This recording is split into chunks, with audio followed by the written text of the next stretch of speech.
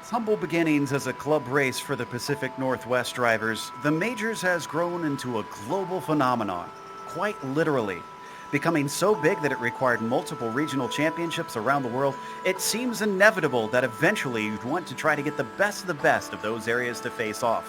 While it's difficult to do that for an entire season, establishing a one-off race is more logistically feasible. And that's exactly what we have in store today as we get ready to watch the Majors All-Star Race. And you'll see it all live here on the Global Sim Racing channel and the iRacing Esports Network. Hi, I'm Joe Peak, and with me in the booth tonight is Adam Lindgren and Nick Schmeg. Behind the scenes is our director, Sean Crackers Ambrose, and he's using cameras provided by Dougie Beer. With the real-world NASCAR All-Star Race taking place here at Charlotte Motor Speedway, it's fitting that it has become the traditional home of the Majors incarnation. To learn a little bit more about this place, let's head down to our track guide.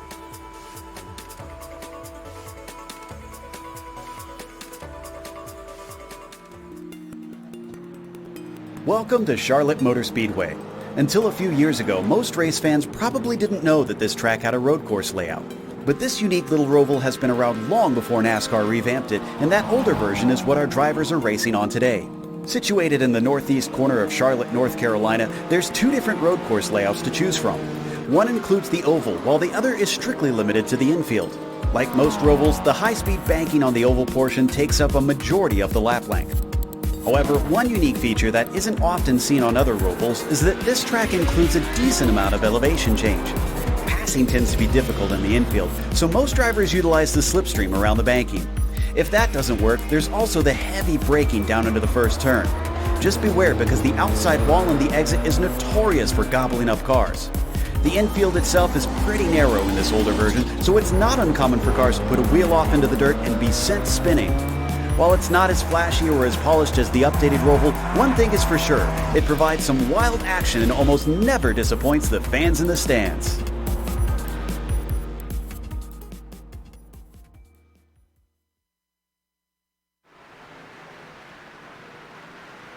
See, it's had quite a bit of an update since the old version here, and Adam, some of the drivers have already expressed to us how tough it is to drive these cars at this place. It is extremely tough. The Charlotte Road Course, officially known as the Roval now, is one of the most unusual road courses in racing, with its first half being very similar to a street circuit with close walls and treacherous opposite bank turns, and the second half taking place on the oval portion of the track with two chicanes breaking up the high speeds. The Roval's undulating surface may feel similar to the last round at the Netherlands, but the cars with which they are tackling this course are quite different. Drivers will be hard-pressed to keep the grip in their tires as they power up their NASCAR Monster Energy Series cars out of the corners, and will have to fight the tendency for wheel hopping both into and out of the faster sections. This dynamic track usually produces a lot of action, Joe, and I'm expecting no less today. Same here. It's should be not only a challenge, but a lot of fun to watch from our end. And speaking of watching this, well, since this is a little bit different from what we usually have in the Majors, Nick, you mind running down our race details for today? Yeah, absolutely. As you see here, the biggest thing you're going to have to focus on is the fact that this race is not a points-paying race. It's just for fun, just an exhibition race. It's an all-star race. So these drivers are definitely going to be laying it all on the line with their NASCAR Gen 6 Cup Series cars out there. And then the format is a little bit different. Yes, the real-world NASCAR Cup Series usually does an all-star race in a couple of stages. They've even done a 25 and 50 lap format before, but they've never done it on the Roval. And the first race is going to be a 25 lap race at the Roval. That's what we're about to have here. And then we're going to switch over to the 50 lap race at the Oval here at Charlotte. So it's a pretty cool format they've got. They've got fixed setups. The top 12 from each region are here. So we've got 36 drivers that are at least going to be at the Oval. We know a couple people might be sitting out the road course portion, and they are going to have a spare car for the event today. So that's definitely going to help them, especially on the Roval portion. Yeah, I think there's a few that are going to have to take advantage of that, but there's no cautions on the road side of things, so you will be very set back if you do have a wreck around here. Now, just like they do always do here in the Majors, they have a charity for this race, and I have to say I really do love this one. This is for Feed the Children. Feed the Children exists to fight childhood hunger. It's the cause upon which they were founded over 40 years ago, and the one they continue to fight for each day. To find out how you can get involved, You can find more information at feedthechildren.org. And the way they gather money for this is essentially drivers are allowed to qualify, but if they want a second qualifying because they think they can do better, they have to pay for that. And all the money for the qualifying, every single dime, goes to the charity of each race. So that's what they've got for today's All-Star out there. Now, again, if you would like to contribute yourself and help add to that donation, you can find out how to do so at feedthechildren.org. Right now, with practice going on, just about 5 minutes left to go. Waring has been one that's looking fast, but a driver we haven't seen over here on GSRC in the majors in a while, Adam, is Dallas Pataskala there in the number 23. Showed up and made a splash, but switched over to the European region since then.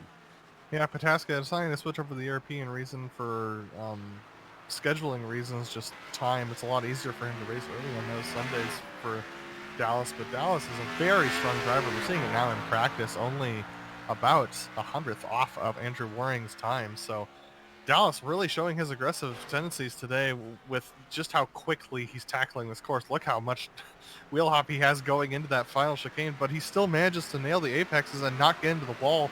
That shows just how much you have to wrangle this car around. Absolutely. They picked a tricky one for the drivers to try and do for the roadside here, but I guess if you're going to, you might as well make sure that it's tough on both ends as we take a look at Cam Dance right now. Number one car out there racing in the international region. And we've seen him on the dirt side, Nick, pretty quick, not just here on the pavement, which we unfortunately don't have here in the All-Star race. This is all going to be strictly pavement, but representing that international side. He's a bit far down now, but from the speed I've seen he's shown in other races, I would not bet against him. Yeah, that dirt experience, I think, is definitely going to come in handy. You see him slide the car there. Might be getting a little too comfortable here on the asphalt.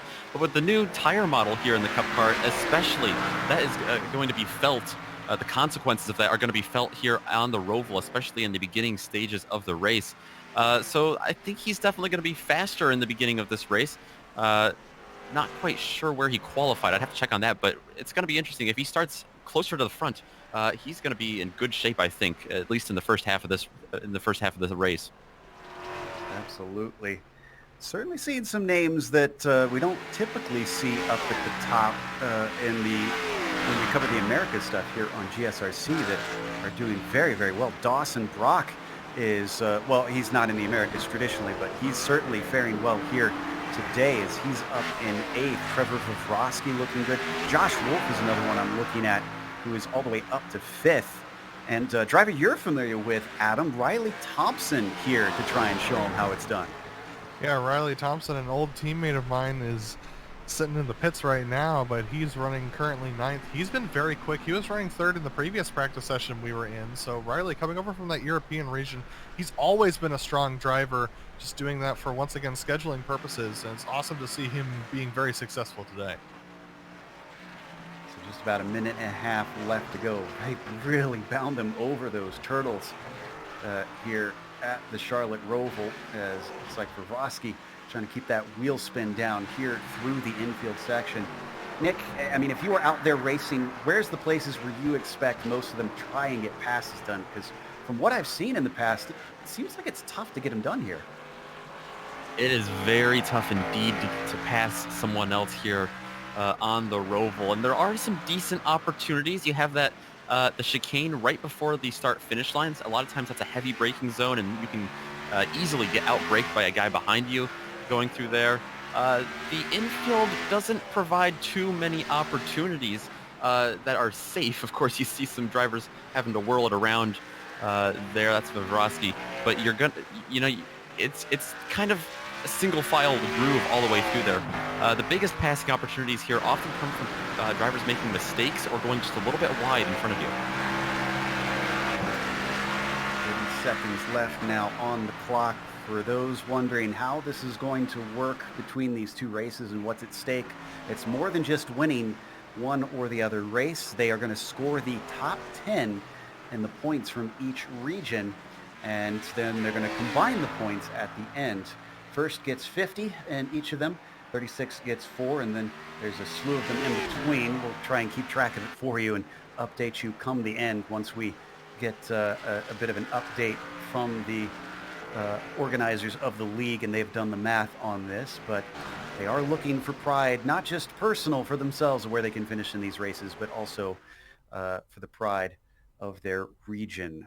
As the session ends here in the warm-up, let's go to our starting grid for today. Gonna be Steve Driscoll, who starts in P1 with Matt Danson in second place. Josh Wolf, excellent qualifying onto the second row in third. I mentioned Cameron Dance being one to watch out for. Well, he qualified in fourth. Dawson Brock as well on the inside of row 3 in P5 with Riley Thompson next to him in sixth. That's a very young row in age.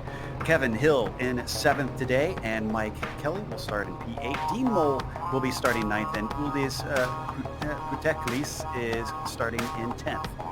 Josh Cole is going to start off in 11th position with Ross Banfield in 12th. Daniel Stevens starting off in 13th with Andrew Waring all the way back in 14th starting off. Interesting to see him cut through the field. David Baker starting off in 15th position with Michael Shirtlock in the 16th position. Trevor Vavrowski starting off in 17th with Ty Keveth in 18th. Nick Kuhn and Tom Drayling round out your top 20. Behind them, it's going to be row number 11 going to Jonathan Bain and Wayne Taylor in the 420. Harold Stadler and Wayne Hutchinson are going to be behind them, 23rd and 24th. Jeff Schmier is going to round out the top 25. Liam Quinn and Johnny Nichols are going to be right behind him. Jake Fox, who actually didn't get a practice lap time in, he's going to be in 28th. David Hall, and there's Dallas Pataskala, who, like you said, we haven't seen for a while, but he's going to be back in 30th. Val Beltrami and Rob Gall are going to round out our 32-car field here at the Roval. The Porsche pace car's taken off and is leading them around. Not quite the full field of 12 represented from each region that we expected, but as was mentioned earlier, few aren't really fans of the Roval, so they've decided to just run on the oval side. Still 32 is only 4 shy. That's a pretty decent run here of drivers and should actually offer us plenty of action they come through the infield portion. One thing I love about this place, I know we talked about it when Camo came here, Adam. I love that there's some actual elevation change in this Roval. You don't get that on road courses within an oval often. No, the interior of Charlotte is actually a pretty decent hill if you've ever been there in real life, and it's just awesome to see that this road course is just carved straight out of it. They didn't change the profiling much on those hills at all, so it's awesome to see the course just undulate up and down. It actually makes it really difficult for these NASCAR Monster Energy Cup Series cars to get through. To the oval portion now, high-speed section of the track, as some of them trying to warm up the tires even there. It looks like Cameron Dance trying to do what he can to get a little bit of warmth in them for the start of this race. One thing I've heard in the past as well, Nick, is that I've heard some drivers say that it's a bit of a compromise. Do you want to be fast on the oval or fast on the infield? Do you feel like that's accurate? Yeah, it definitely is. The problem with that here is that they've got fixed setups, so they're just going to have to be good all around, and they're going to have to make this work. That's kind of why the All-Star race here, they've made it fun. It's really just going to come down to drivers just being aggressive, putting it all on the line, and seeing who is the best. All right, out of the chicane, you could see our second place driver, Danson, just cutting through. You are allowed to do that on the pace lap so that drivers don't accidentally get into one another as they try to weave through there. But as the pace car now pulls up to the pit entry, the control is going to be given to Steve Driscoll. Pace car ducks in. They can't go cut through the chicane like they can in real life. They're going to have to weave their way through this and gently get on the power. Green flag waves. Driscoll gets on the throttle gently ever so. Everyone behind doing the same. A few bouncing over the curbs as they come up to Heartburn turn for the first time. Are we going to get everybody through? So far, so good. And I think we got a good first corner. Well, they're not the all-stars for nothing. These guys making it through Harper and turn very cleanly. Looks like we have everyone actually going well, so that's the start. But we actually do have an incident. That's Dean Mole who spun around in the infield. He's going to get her back going since there was a good amount of runoff there. But in the lead, Steve Driscoll leading Matt Danson and Joshua Wolf. Danson with a little bit of a slide. He was already threatening on Driscoll through the infield, but Steve covered him off as they now come onto the oval portion. A lot of wheel spin from Danson. Once again, that car looks out of shape. He may be the top driver for the international region, but he is swirling all over. Everyone else behind them, it looks like they're going to get on the track all right, but this is where you're going to have to watch out for. They come down into the bus stop for the first time. Everyone looks to be all right, but those two wide situations, as we have one spinning there, they've got to get settled out or that's going to happen. That's the 666 of Uldis.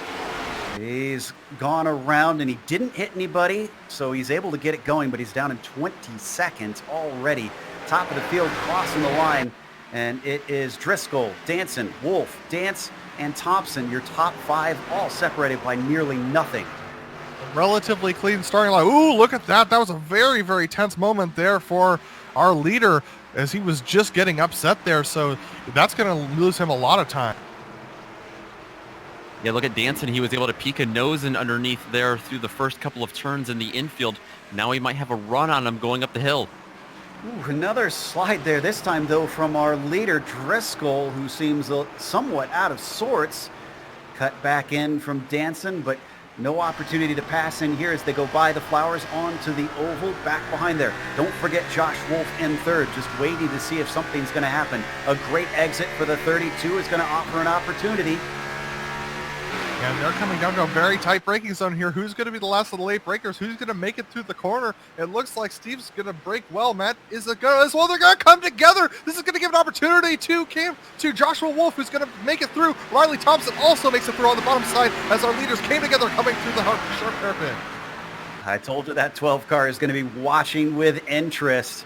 Unfortunately for Driscoll and Danson, that did not turn out well. They're third and fourth respectively as Wolf is going to lead it to the line at the end of lap 3. Riley Thompson up to second with Danson actually, whoa, what happened here? Cameron Dance missed the chicane. The 51 of Steve Driscoll got him a little bit offline, I believe. So that's going to drop both of them backwards as Danson gets back up to third. Waring now into P4 as well in this as the battle continues back between Driscoll and Dance. Dance gets by, that bumps him up to fifth, and another spot lost as his fellow America's region driver Kevin Hill gets by Steve as well. Mike Kelly now looking to take on Steve Driscoll there as they start to come through. They're going to head back onto the oval. At this point, it's going to be who gets the best exit here, and it looks like Steve Driscoll's going to get a much better exit than Mike Kelly, so Steve no longer under threat from Mike Kelly from behind. Where this separated things up at the top by quite a margin where the top five could be thrown under a blanket. Now you can see they've got significant gaps. Really, this battle that we're watching on screen is one of the closest in the top as Cameron Dance takes a lot of curb into the backstretch chicane. Yeah, I think Cameron Dance is struggling. I know he hit those turtles really hard through this chicane that he's about to be going through right now. This is the one that he overshot in the last lap. If you're wondering, they do not have the same penalty. He almost overshoots it there, gets right up on the curb, almost hits the wall. But if you're wondering, they do not have the same penalty that NASCAR does. They do not have to come to a complete stop. They just have to deal with the iRacing slowdown penalty here. Well, Kevin Hill was by for just a moment, but in heartburn turn, he overshot it, and Dance snagged the opportunity to get back up into the top five. They're continuing to lose ground as they swap that back and forth to Waring and Danson in third and fourth, who are well up the road, almost 2 seconds ahead now. Andrew Waring is up 10 positions from his starting position in that fourth position. He started off 14th, guys, so he's already cut his way through most of the field and is now challenging Danson for third. So this is a guy on a mission for sure. He wants to win this thing. He had a spin in the back. Tom Dreiling for the European region spun his number 54 and is falling to the back of the field because of it. He's going to get it going, I think, without any more drama. We continue to watch the battle here between Waring and Danson rather. Onto the oval portion, though. Looks like the 336 didn't get the exit he needed. Danson is also closing in on Riley Thompson in front of him. Maybe Thompson is just saving a little bit, riding right behind Josh Wolf, our leader. Could be. I mean, I have to imagine tires are a bit of a concern. Do they go out pretty quickly here, Nick? Oh, we've had a wreck. This is Kevin Hill and Cameron Dance. They're both sideways in a very awkward and tight spot. Not much room to get backed around. We're going to look at the replay. Both of them just bounding over the curbs. 52 looks like he manages to get his nose in. Oh. And he's given space, but he caught the curb again. Yeah, he catches that inside curb, and that bounces him straight out into Cameron Dance, and Kevin's still parked at the same place we last left him when we went to replay, so he's just now recovering. He's lost all of his positions all the way back to 30th now. Cameron, though, has gotten going. Sorry, go ahead. It looked like Kevin Hill just he couldn't steer when he was up in the air. I mean, I guess when your front tires aren't touching the ground, you have trouble steering. Lots of cars off track right now. Wayne Hutchison being one of them. Dawson Brock was also off track. That was a big moment coming through the infield. So this started in front of them. Trying to figure out. Oh, this was Udis and the 3.6, the 666 car. He got hit by Johnny Nichols. Yeah, and you could see just how everyone had to, when they tried to avoid him, there's just no track left. The car just doesn't have any more grip. Oh, yeah, that was another incident of getting into that inside curb, bouncing it out into the car outside of you. I swear, they're snapping turtles, not just regular turtles out here. As we go back to the lead, Josh Wolf has found Thompson, Danson, and Waring all on his tail. Look at this, 4 cars, and this is all for P1. Josh Wolf really struggling with grip out there right now. He went extremely wide through the infield. Riley Thompson looks like he's got a really good opportunity to get a good launch off the corner, and he does. I don't know that he's going to take the risk to try and pass down to the braking zone, but he's definitely close enough to try something. Is he willing to risk it, or is he thinking big picture for the team instead of personal glory? He backs out of it. They're all going to cycle through single file. A little bit smoother, though, for the 58 of Riley Thompson. Getting on the power, both the cars just squirming as they press the throttle to the floor. And looking up to the high side, the 58 now maybe thinks of a pass coming to the second chicane. Backs out of it, thinks better of it. You got to be really careful when you try to go on the outside of the NASCAR 3 and 4 there, because you're just about to lose a position. Now he goes back to the inside, but you could easily lose a position. Almost 3 wide as third place, the international driver Matt Danson attempts to get involved. He thinks about maybe getting second place, almost loses traction there. Josh Wolf fends him off. Behind them all, Andrew Waring is awful close. If I were him, I'd back off of this a little bit. And remember, guys, you got to think about this like a race like Tour de France. This is a team race that's going on right now. These 2 blue cars are trying to hold off the green and the gray car and the silver car behind them. Unable to do so, Matt Danson slats himself in right between Joshua Wolf and Riley Thompson. So that team game's up. And look at this, a little bit of contact to move him out of the groove. Joshua Wolf in it to win it today. Big shot to the back. He tries to weave back down, but there's a car underneath. And Waring takes advantage with the momentum, just pulling on through behind Matt Danson. Covers off the inside, maybe actually an attempt for second as he outbrakes the European driver. Josh Wolf can barely hold him back. All of them doing this is allowing Riley Thompson to just run away. Josh Wolf wanted to come back down and cover off the inside, but Andrew Waring is right there. Josh is going to have to dive it late into the brakes into this corner in order to put up a defense. He's going to choose not to. He's going to try and follow Andrew Waring through. Waring, once again, honorable, up 12 positions from his starting position of 14. Oof, Danson is just flying over the curbs here. He was very brave, but unfortunately his momentum interrupted as he has to get off the throttle coming at a heartburn turn, leaving 2 snail trails out of there. Danson was, like you said, flying over those curbs, absolutely nailing them right down the center. Oh, this has been some fun action up front, but we can't deny that there's still battles farther back. Mike Kelly, Dallas Pataskala, Trevor Vavrovsky, a trio of European drivers all fighting together. You can see a little look to the inside as Kelly has to give space to his teammate. Remember, these are all teammates by region today, so the top 10 of their region will get scored. So these guys don't want to get into one another and spin each other right now, so they're going to play a little bit nicer than you'd expect as you see the two take to the apron there to avoid getting into any incident there. Ooh, Liam Quinn just had a problem as well, and he hit the wall. This was in the infield. Don't know if we need a replay. He's managed to get it going once again. Yeah, it looks like he just took it a little bit hard. Come back to the battle for third place. Matt Danson once again swapping around with the number 12. We've had a lot of changes for position amongst these two, and this time it looks like it might stick.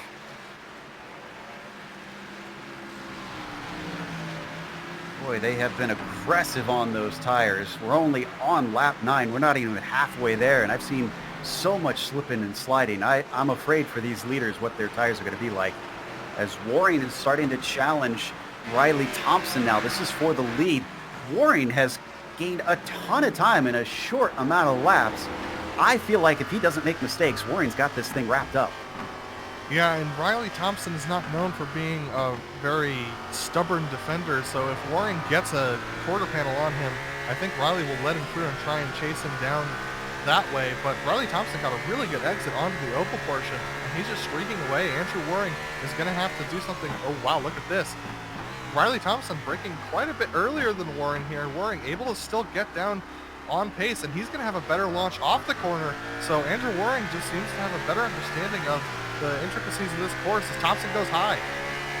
That's going to let him sneak through as they come down into the chicane, but Thompson, it looks like Waring rather got off the gas there, maybe trying to set something up. It's not going to be there this time. I think he just didn't trust that Thompson was going to leave him the space at the bottom. In fact, he gets a good run out of the final chicane, but heartburn turn just not a long enough stretch. It's a lot of curb for the 58s, and that's going to hand it over on a silver platter to the 336. Thompson trying to get back through, but no room to do that. The corner just arcing away from him, so he had to back out of it as he took a shallow apex. And Andrew Waring now in the lead, and with his pace, I don't see how Riley could stick with him. Let's find out whether he can. Keep an eye out for Matt Danson, too, right behind him. He has been closing in on these guys battling quickly. Yeah, I get the feeling that Danson is a lot like Waring here. He's got the pace underneath him. It's just mistakes and problems that have sent him backwards. It's now less than a second. And right on board with the International Region driver. Seeing both of them already within the windscreen. Let's pop back a little bit because got a number of cars clumped together between Vrivrovsky, Kevith, Statler, Kelly, and Daniel Stevens. Yeah, Harold Statler's on charge up as well. Harold is only a couple of positions. Yeah, he's up 13 positions from his starting position. Pataskala up 23 positions. So a lot of these drivers who didn't qualify well are racing very well today. Out of the windscreen of Statler, you can see Kevith gaining on Vrivrovsky, and Vrivrovsky tries to defend. The car looks a little out of shape as they break now for the final chicane.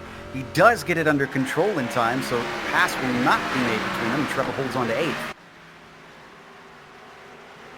Stadler's definitely on a tear right now. He was able to get past Mike Kelly on that last lap, and with that battling between the triple two of Ty Kevith and Trevor Vrivrovsky in front of him, he's definitely been able to close that gap. Stay with this, but I'm keeping half an eye on the battle for second because it's getting closer, and I'll give it a shot if that starts to erupt. You can see one mistake from any of these 6 drivers we see on screen, and actually it's changing right now for second. Thompson's going to go wide, getting onto the oval, and Matt Danson, once again, an easy pass given away by that number 58 car. And Riley is Europe's best hope at getting some good points here as Matt Danson clobbers the turtle curves. This is going to allow Riley Thompson to get a good exit. No, he can't get the power down. These last car cup cars is being so difficult to handle coming off of a slow corner like that. Matt Danson still spinning the tires in third gear as they come up to the sharp hairpin before the switchback, before we get onto the straight. And Danson's finally going to be able to weigh it down, but that was very tense moments for both of them as they were wheeling it off the corner. Incredible stuff. Oh, and a little bit of hit against the wall on the entry into the turn for Riley Thompson. I think he'll be able to get away with that because it was just a glancing blow. That settles that battle. Let's jump back to what we were looking at before between Vavrovsky, Kevith, and Statler. And there's a side-by-side behind them, actually, and contact between Kelly and the number 2 and Cameron Dance shoving his way through. Take another look at that one. Cameron Dance, after wrecking in this turn a couple laps ago, he's been able to come back. He's definitely showing us he is going to be aggressive to get these positions back. I think the big difference, though, is that Dance didn't get spun around this time like his rival did before. Remember, Dance was the one to the outside before. Guess maybe he took some notes on how to do it properly. They come onto the oval. Dance up to 11th with about 2.5 seconds up to Statler, considering he qualified in 4th. It's going to be a disappointing day if he winds up here. So we look a little bit up ahead. Vavrovsky still leading Kevith and Statler. We wanted to look at them before we got that little bit of contact behind them as they come around NASCAR 3 and 4 down into the braking. Oh, what's this? Vavrovsky in. Interesting pit stop there for Vavrovsky. Ty Kevith and Harold Stadler. Ty was very loose coming back onto the oval after going through the first chicane. So Ty really struggling with rear tires. I think these guys are taking pit stops for those tires, Joe. It's a little early though. It does seem so. It would be just about at halfway. Yeah, this is at halfway right here for Trevor Vavrovsky. Nick, no, he went through the pits. Yeah. Now, they don't have an incident limit here. Was that ordered by the stewards and we just missed it? That was bizarre. I'm not seeing anything on my timing and scoring that would indicate that he was required to do a penalty, so I'm not entirely sure why he came into the pits at that moment. So puts him amidst Wayne Taylor and Johnny Nichols for what is now 14th place instead. He was looking at 8th before this, and this is a mystery we'll have to get solved. I have no idea why he would do that. Here comes Johnny Nichols right up his back bumper. Vavrovsky's going to have to defend coming into the first quarter. He's going to go to the outside. He's not going to defend. Looks like Nichols is going to think better of it as Vavrovsky takes it very deep into the corner. And once again, he's still very loose going through these turns. We'll see how he does on exit. Everybody's loose at this point. Those rear tires really wanting to give it the go. Vavrovsky barely keeping it on track right now. And that's honestly why I thought he was coming in for tires. Well, he's coming back in, it looks like. Did he miss his pit stall last time, maybe? Yeah, that's what I was thinking maybe happened if he was trying to get tires. Now, you asked about tires here, Joe. I mean, I don't know if only 13 laps in you need him that badly unless he has something wrong with his car. There, we found it now. Alrighty. Although he was just a bit shy and has to pull forward. So maybe he's trying a bit of a different strategy. We really didn't expect pit stops to be a factor today. Down in 5th place, we got a battle between Josh Wolf and Michael Skurlock.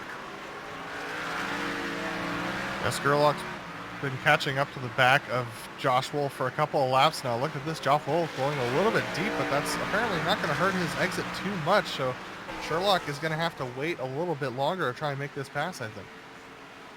By the way, we don't need to go to it, but I think Pataskala got by Thompson recently, and that puts him into 4th as and Josh another Wolf has gone stop. to the pits. Yeah, it's Josh Wolf.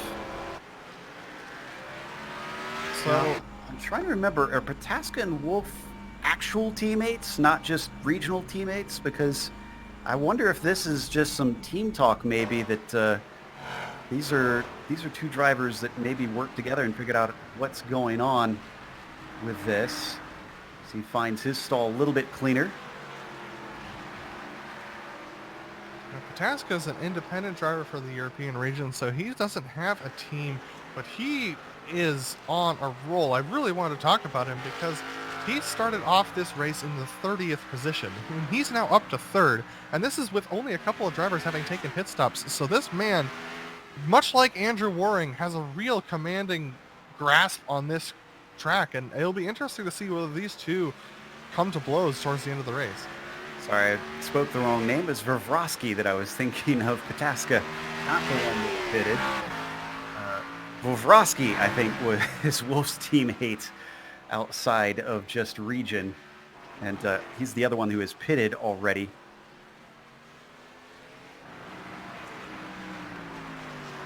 Taking a look at the pit stop time. He is a Grizzly teammate here. Yeah, definitely a teammate there. So those two guys definitely trying to split this race in half with the pit strategy. So it'll be interesting to see how the other drivers handle it. Well, Josh Wolf has got a better chance of doing something with this because Vrosky had that extra drive-through. We take a look at Dance now, still on his drive back forward. He's caught up to his fellow international driver, Harold Statler. Teammate to the back from there. Teammate and fellow driver as well. So these guys should play nice with each other. Let's see how Stadler handles this. Ooh, Dance flipping the inside wall a little bit there. That's going to slow him down coming back onto the oval. But it looks like Ty Kevin, who's ahead of them, is struggling a little bit on front end grip as well. I have a feeling Dance is a little bit quicker of these two. He was a lot further up before his spin. But Stadler has also been on quite a run forward after starting back in 23rd. He's up here in this mix, up in 8th. So yeah, like you said, Adam, they are teammates, so I am curious to see how nice they play with each other here.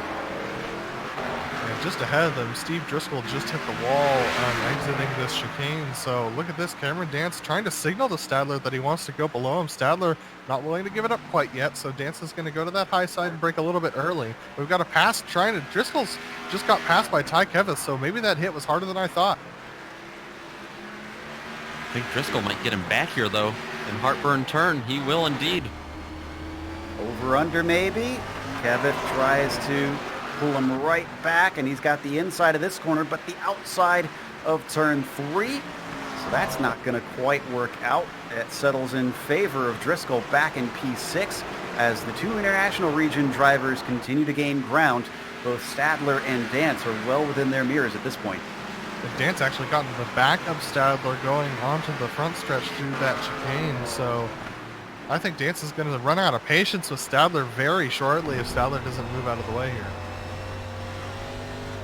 Tired of being heckled by Stadler as he comes up onto the oval. Moving back down to the low side of number 39. Just continuing to hold him off, not going to play it easy on him. Obviously not as interested in the team game here because Dance could get a few more positions if he was let by. Looks like Dance was definitely held up there through the bus stop too. He had the momentum, but he didn't have the room to get up side by side by him. As this all is happening, Dallas Pataska has started to close in on Danson for second place as well. In fact, it's gotten extremely close. It's less than 0.3 between them. Lap traffic up ahead as well. That's Wayne Hutchison that they're chasing. That's not the leader. The leader, Waring, is a whole 4 seconds ahead. He's nowhere a part of this.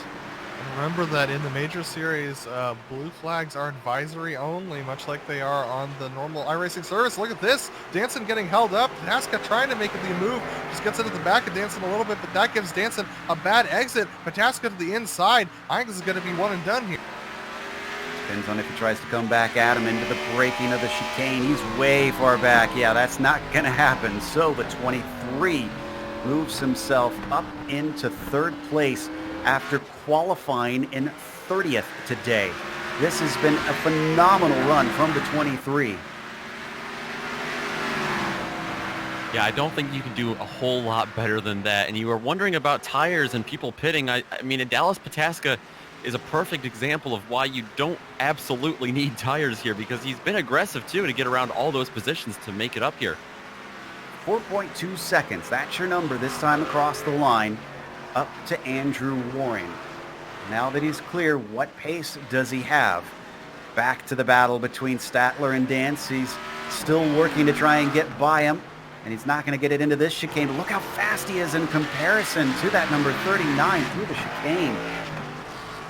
Yeah, Dance is tired of the hold up, but here we go. Ty Kevin got Harpin turned just a little bit wrong. This is going to hold up everybody. Can Dance take the opportunity here to try and make it by Stadler? He tries to look to the inside. Stadler is stoutly blocking Dance, which is an interesting strategy considering these two are teammates. There's the bumper. There it is. He moved him. I don't know if it was intentional, but I'm sure he's not too sad that the 39 is now in his mirrors. And up next for him is going to be Kevith. He got slowed down a little bit by that move. Stadler is actually not going to lose any positions from that. He had a long ways back to drivers. Yeah, next one, though, is Josh Wolf with those fresh tires. Yeah. And I've been kind of poking my nose back there because he's up to 10th place at this point. And though I don't think it's made him up what he hoped for in terms of strategy, at least up to now, it does look like that car is quick. Well, he's more than a second faster than the drivers ahead of him, even though he's about half a second slower than Dallas Pataskala, who is flying right now. He's cut the lead down to 2 seconds already. But Josh Wolf, on those new tires, are working for him with gaining some time, but I don't know how many positions it's going to gain him at the end of the day. It is really hot out here, we should point out as well. And that might be what caused a few drivers to decide to take tires. Look at that, 126 Fahrenheit on the track surface. That is just scorching. Joe, I have to bring us back to Pataskala because Dallas Pataskala is 2 seconds a lap faster than Andrew Waring right now. That would put him on the back bumper of Andrew Waring by the midpoint of the next lap. This guy is completely flying right now, and Andrew Waring, he's almost within a second now. Ooh, look at this battle on screen. Yeah, that is Wolf trying to take a look to the inside, and he might have superior grip, but Statler has the track position. And we've seen how that goes before. Is it going to take another bumper? He might not have as much patience from this driver. He's going to get to the inside, really putting the power down. Shorter run around the bottom of the banking, and that's going to allow him through. Next up for Wolf, 10 seconds up to Cam Dance. I'm not sure he's going to be able to get that, but we'll wait and see. Meanwhile, Andrew Waring, having to deal with traffic, has a charging Dallas Pataskala coming quickly. Yeah, that traffic is only making it worse right now for Andrew Waring. He just got by Ross Banfield, but he's got a lot more drivers in front of him too. Yeah, up next is going to be Beltrami. The Salami is one of his regional teammates there from the Americas. Number 14 should know what to do here. He's been a pretty mentally astute driver from what we've seen over the years. Banfield now going to get overtaken by Pataskala. 1.3 seconds between them. Yeah, and Pataskala was a second faster than Waring on the last lap. So Waring not able to keep the pace up as much as Pataskala, though Pataskala losing a little bit out this lap. So it's just the give and take. It's just back and forth as to what the traffic's going to do to these drivers and whether or not this lead's going to happen. They're coming to 4 to go this time. Meanwhile, Nick Kuhn seems to have gone off in heartburn turn, and he looks like he's another victim of what we've seen often in real life here, just nosed it straight into the barrier. He did get it slowed down pretty decently. Car gets going once again. Boy, you said that the traffic was not helping Waring, but I'd say it's almost hurting Pataskala more, because for being a second quicker, he sure has taken a long time to get that last second down. Yeah, they're both having to go through it, but look right here, Pataskala, the next car in front of him is Andrew Waring, so he is there now. Now they've got Liam Quinn ahead. Liam Quinn is on the same quote-unquote team, the international team, as Andrew Waring, so this could make things very interesting for those two. Well, I believe Waring is on the Americas team.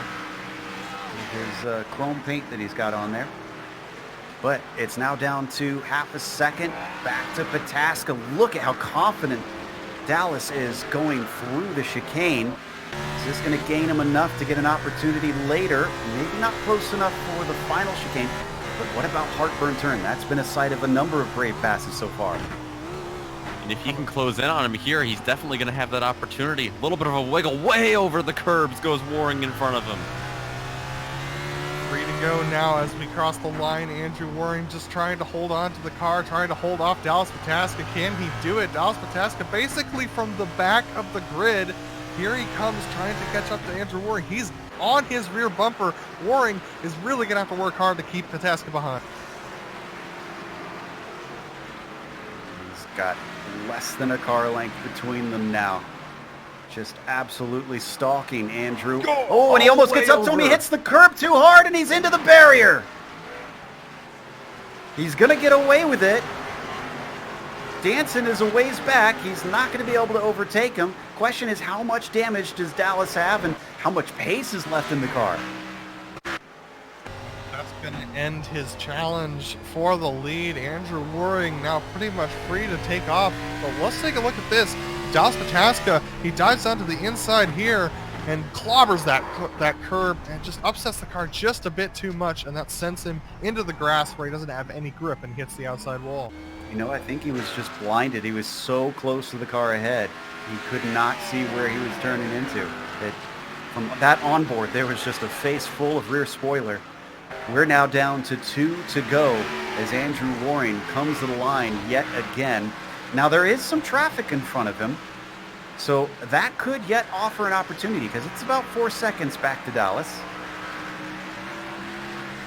That traffic's going to have to be quite uncooperative, though, if Dallas is going to want a shot at this, I think.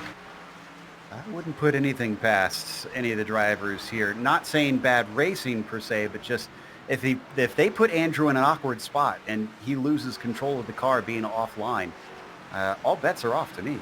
That's true. We just saw what happened when you get blinded by someone in front of you, especially through these infield turns. Meanwhile, Riley Thompson with yet more drivers trying to overtake him. This time it's Michael Skurlock who's caught up. Skurlock, one of those who's also made lots of great inroads from 16th to 5th place and looking at 4th. Yeah, Riley has some pretty significant left rear damage, which could be affecting the drive and the steering of that car. So if he has a tow problem, that could be what's affecting his steering right now. Look at this, Skurlock hitting the outside wall pretty square. Probably not going to hurt the car that much, but it does hurt his challenge. Yeah, he falls back pretty quickly to about half a second, 0.8 of a second. Down below them, David Baker, Wayne Taylor, and look at this, Daniel Stevens also in a 3-car fight. Sounds like Taylor just made this pass recently. Also, we just got the white flag for Andrew Waring. The 336 who started it from 14th up to the top spot, looked quick in the warm-up. And he is making mincemeat out of everybody else today. Yeah, Pataska was the only one who really had an opportunity to challenge, and after that moment with the curve of the outside wall, he has not been able to gain enough time to get back. He has chopped about 1.5 seconds off of that deficit, but it's just not enough. Here's what's really cool about all this. Top 3, we've got an Americas region, a European region, and an international region. So that tells you how evenly the talent is split between these 3 series. Into the backstretch chicane, the bus stop for one final time. Kind of sandwiched among these lapped cars. That's David Hall, who is waiting to stay behind. Doesn't want to try and risk the car. 21 looks like maybe he was going to let him by, but now he comes back down to the racing line. Andrew Waring to the final corner. Just has to be smooth through here. And indeed, up and over the curbs, a win in the Roval round of the All-Star race for Andrew Waring. Pataska's going to come home second, the top finisher for the European region, and Danson rounding out the podium, highest finisher for the International Club. Looks like Riley Thompson's going to hold off Michael Skurlock here. Skurlock just unable to get enough of a run towards the end of this race. So Skurlock, as long as Riley gets a good exit, and he does, Skurlock unable to catch him. Riley takes 4th, Skurlock 5th. Driscoll's going to barely beat out Kevith. And then how about Wolf and his climb back through? He actually did catch Dance and has gotten by, or no, it was Dance catching Wolf, excuse me. He was awful close to getting it done, even on older tires than Josh. But Wolf is going to take 8th, as Statler is going to finish close ahead of both Taylor and Baker as well. I think that'll be the last battle that we've got, as everybody else is going to come home pretty separated. We've got 21 cars on the lead lap. Curious to see what the split looks like between the regions for those points. We're going to take a quick break here on the Global Sim Racing channel. We'll come back with the unofficial results as well as driver interviews. Stick around for more racing. We've got the oval side of our All-Star race here in the majors coming up soon.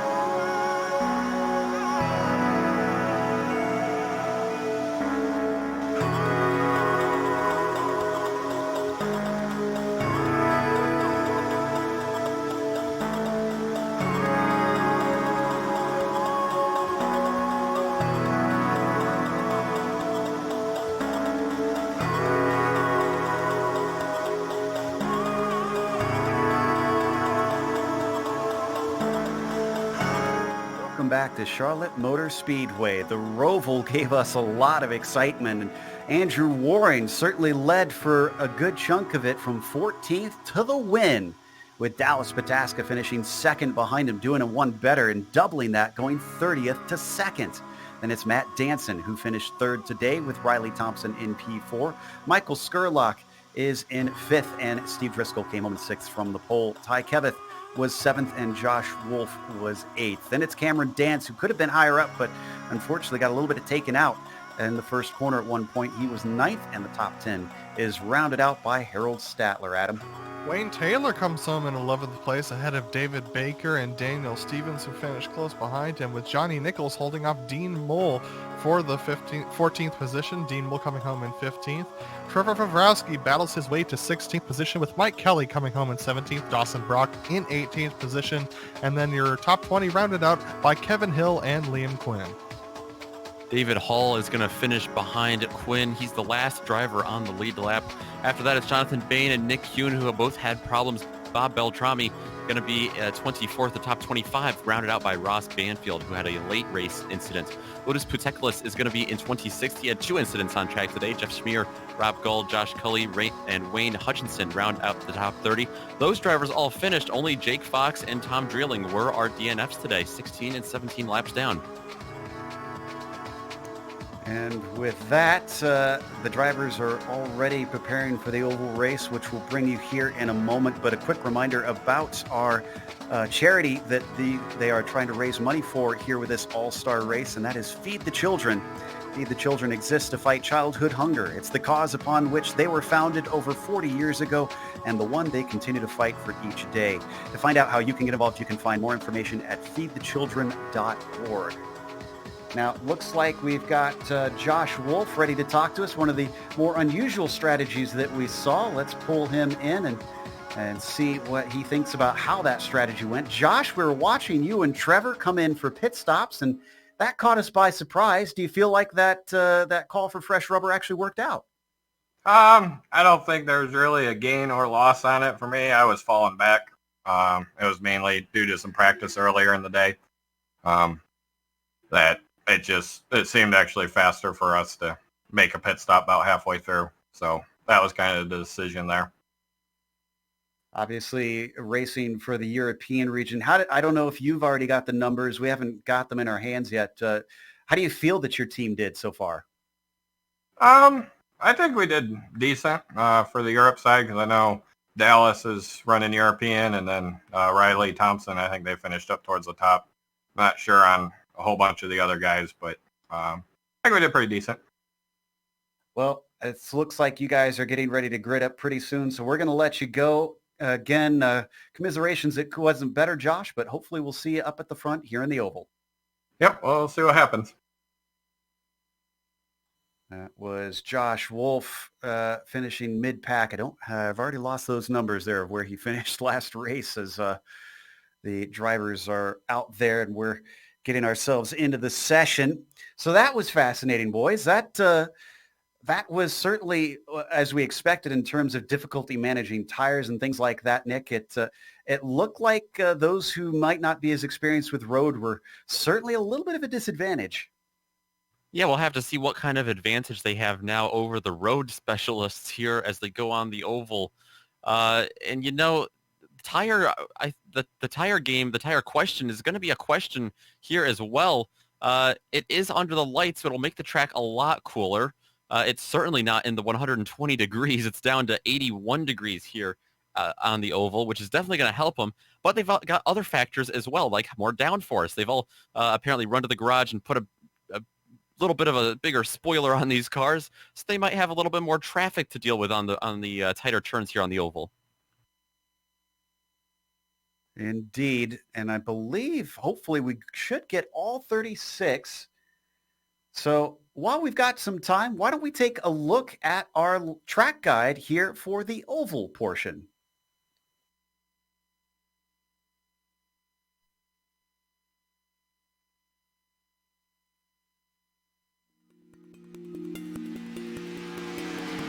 Welcome everybody to the Charlotte Motor Speedway.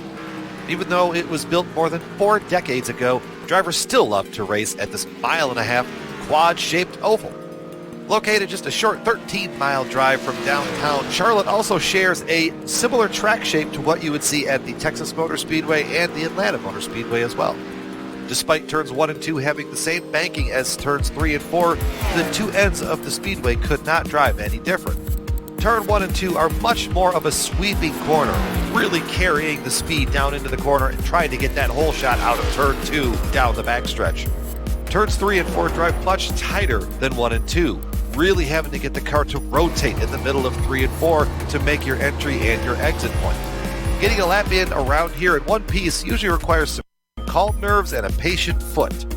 Charlotte was one of the first speedways to install lights around the facility, giving night racing a whole new berth. Charlotte is also known for its place in the perfect day of racing every Memorial Day, acting as the caboose after the Monaco Grand Prix and the Indianapolis 500. If Daytona is the pinnacle of NASCAR racing, then Charlotte has to be just a bumper behind. Fans flock to the largest sports facility in the Southeast and NASCAR's home track. This has been our guide to the Charlotte Motor Speedway. Sit back and enjoy the show.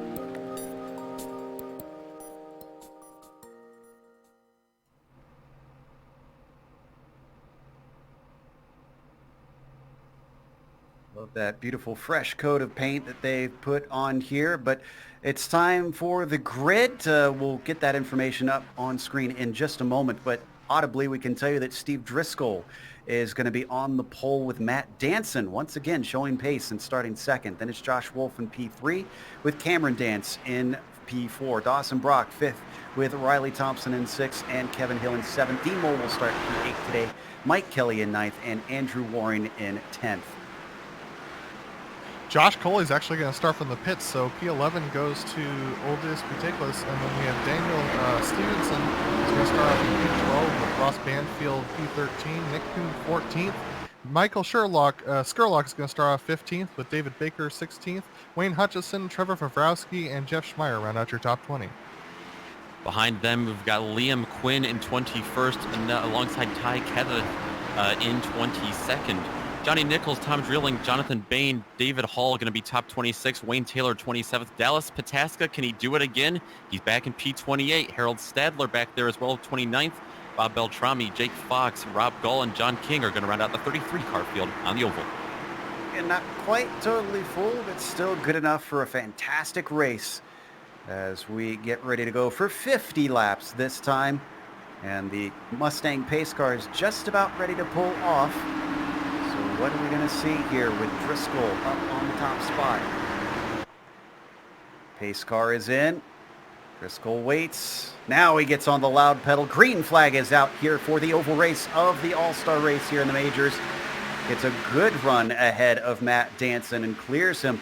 It's down side by side only when you get to fourth place here. Dawson Brock up against Cameron Danson. He's going to come out on top between those two. Riley Thompson behind them is going to get a good exit, but then we have Kevin Hill battling with Dean Moore and Mike Kelly. They're going to be 3 wide as they go down the backstretch. This is going to be interesting going into 3 and 4. And look at that. They're going to split him with Nichols coming around on the outside. But look at that. Dean Moore actually went a little bit high there and is now going to have to back off. This gives an opportunity for Kevin Hill to get by on the 7th spot.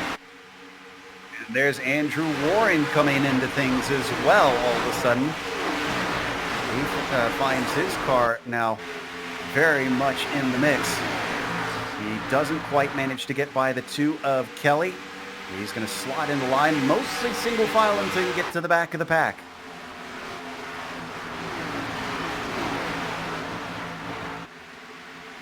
Your leader still Driscoll Danson giving chase with Josh Wolf currently running 3rd. A little bit of change of position. We have a loose car there, something. Statler suddenly falling downward. Or no, he's a lap down. Yeah, Harold actually started off in the back of the pack, but take a look at this. We got a big bottle up here behind Mike Kelly, who's right in behind Stadler, actually. And they're actually battling side by side between Andrew Waring and Riley Thompson right now. Yeah, Stadler starting from the pits. That caused a big stack up front. Almost allowed Danson to get by Driscoll, but instead that's going to create a bigger gap for him. Driscoll's still going quick, though. He set the fastest lap of the race so far.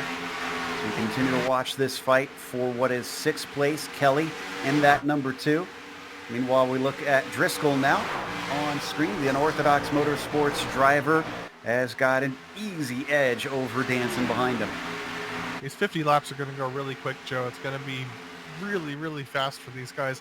But also, at some point, these tires are going to start to wear off. And with this fixed setup, you never know whether it's going to be loose or tight. It's going to depend on the traffic and also how you drive the car in this first stint of the race. We got a big pack of cars behind them. You can see there on your screen down the backstretch. Nick Kuhn, Trevor Vovrosky involved in that. Kevin Hill. In fact, we might get the 777 of Ross Banfield in the mix, but he's going to back out of it. Oh, look at all the shuffling this is causing, though. Nichols and Baker have to lift. Well, you can see all that started when Nick Kuhn got shuffled to the outside. And that's just going to show you just how one groove this track is. The outside here not working out for these drivers this early in the race. There's no grip up there right now. There's no rubber up there. There's no one going up there to give the rubber. So they're going to have to hope that these guys do go side by side for quite a while in order for them to gain that rubber on the high side. But the leader is already stretched out about half a second between each of them. Andrew Waring, though, battling with Riley Thompson. Take a look at that fight for 7th place. Waring's down on the low side on the 336. Thompson in the 58. It's actually Mike Kelly up to his high side in the number 2. Still fighting back against him. Not quite going to work out for the 336 as he didn't have enough momentum. Into 3 and 4. You said that high side isn't working, but the 2's not giving up on it. Finally, eventually, he slots in the line. I think he saw Riley Thompson coming right behind him, who got a big run. And he was almost able to slip underneath if Kelly wasn't going to go down there. Nick, how bad is the aero push when you're tucked in behind a car like Riley is right now, right behind Mike Kelly? Is it something that really pushes you up the corner? It certainly is, especially with this high downforce package that they're using here on the oval, but especially right where they are now in turns 3 and 4. You can see Kelly kind of slide up there out the back here on the onboard. 3 and 4 here, a little bit tighter than 1 and 2, and that's especially where it's going to hurt you.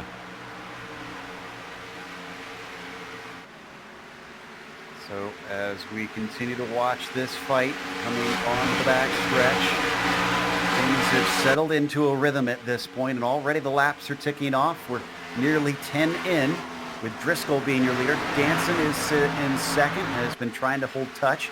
Josh Wolf, how about him, up in third place, where he started this race. Has been actually working with Dawson Block quite a bit. Those two I know are old friends and might actually be teammates.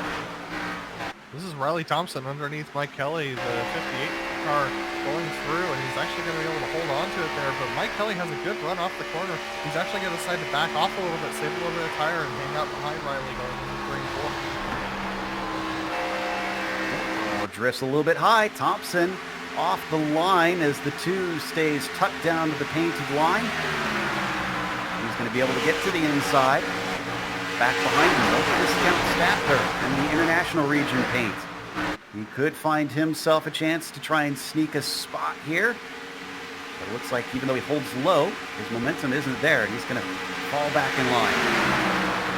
You got to remember that Statler's actually a lap down, so he's trying to hang out here and gain some time back. He is, I believe, he is the first car a lap down, so...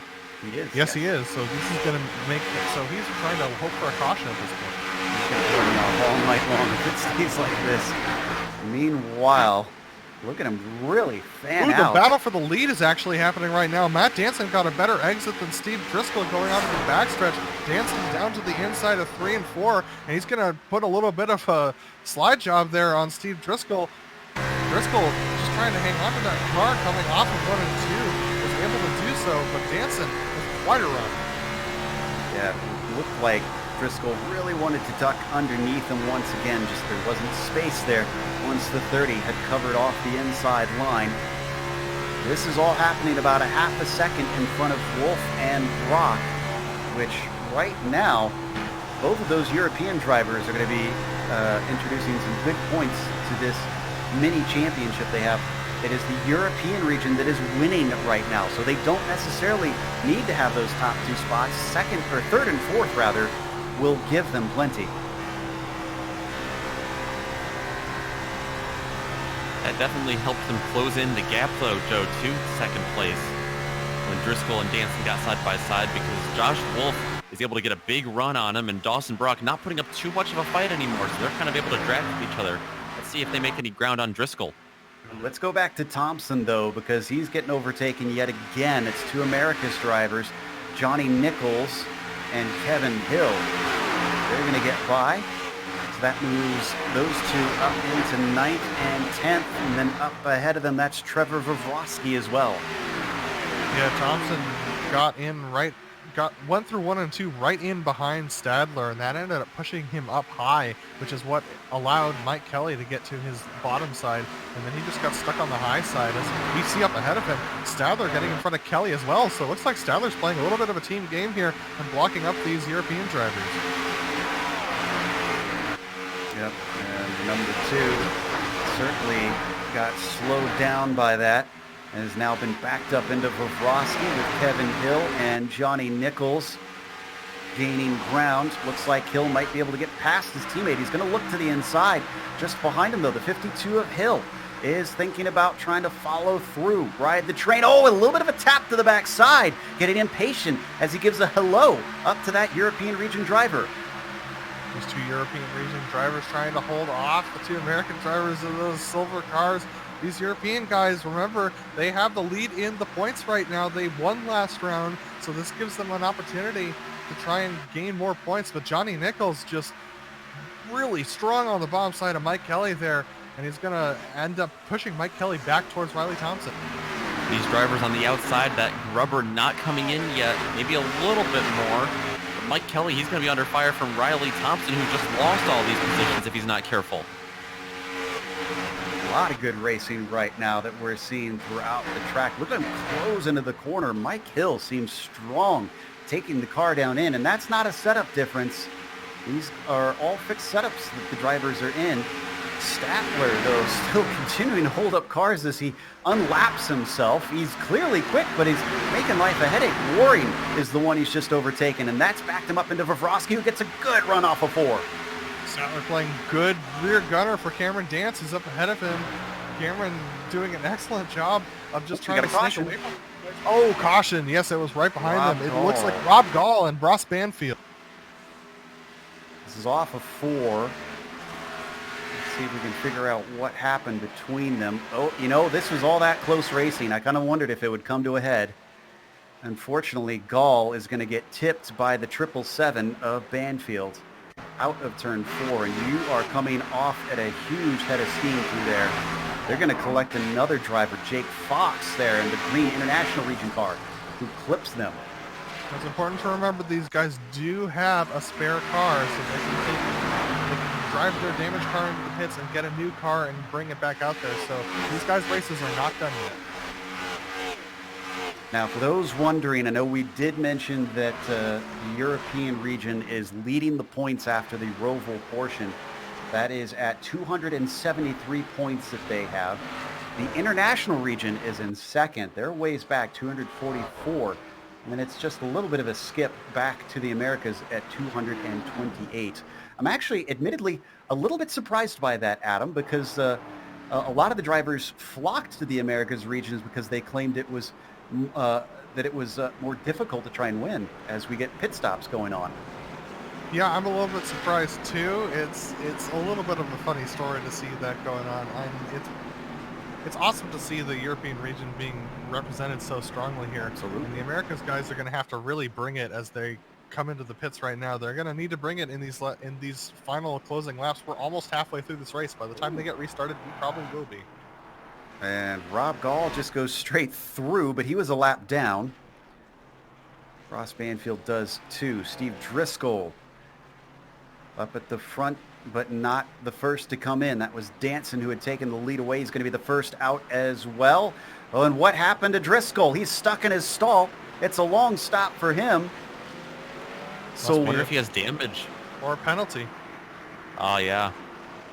Let's see, how long was it? Because he's out now. He wasn't speeding that I see. That's only 10 seconds longer, so yeah, that's not a speeding penalty. Oh, maybe he didn't. Maybe he took too much fuel. That could be right there. But you can immediately uncheck that and stop it, I think.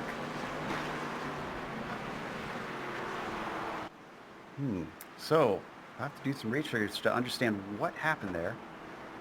So we take a look at the difference in the pit time. So what this is going to do is Danson still leads. Brock is now up into second, and Wolf is into third. This is very good news for the European region, who's already got a handy points lead here. There is the difference between the two, about 10 seconds between our leader and what was second place.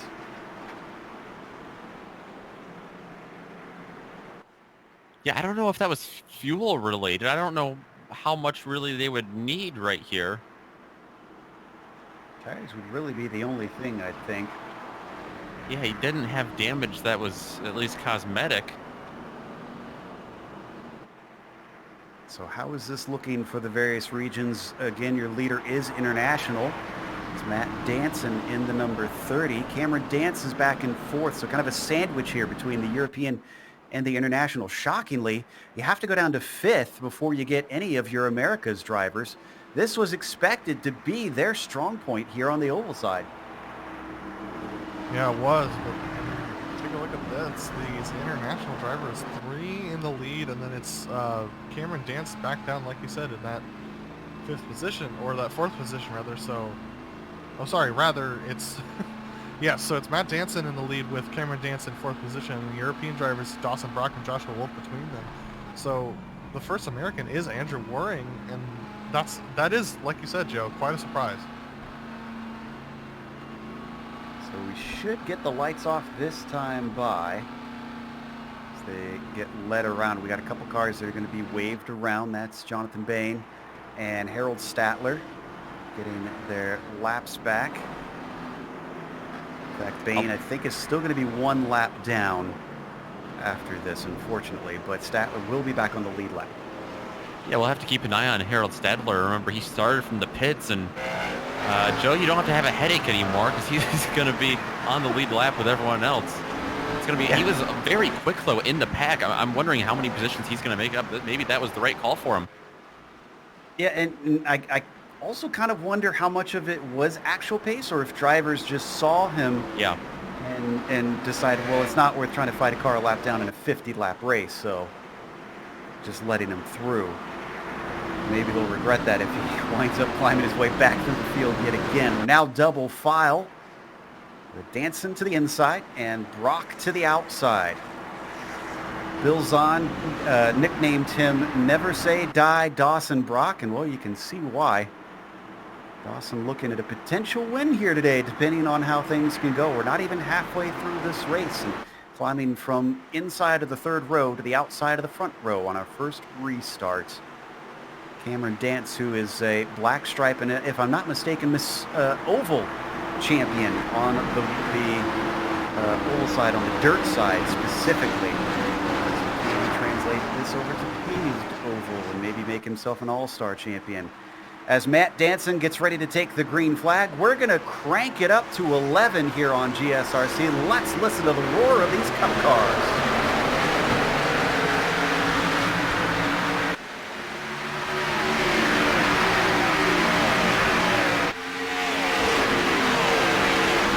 Got a caution right away.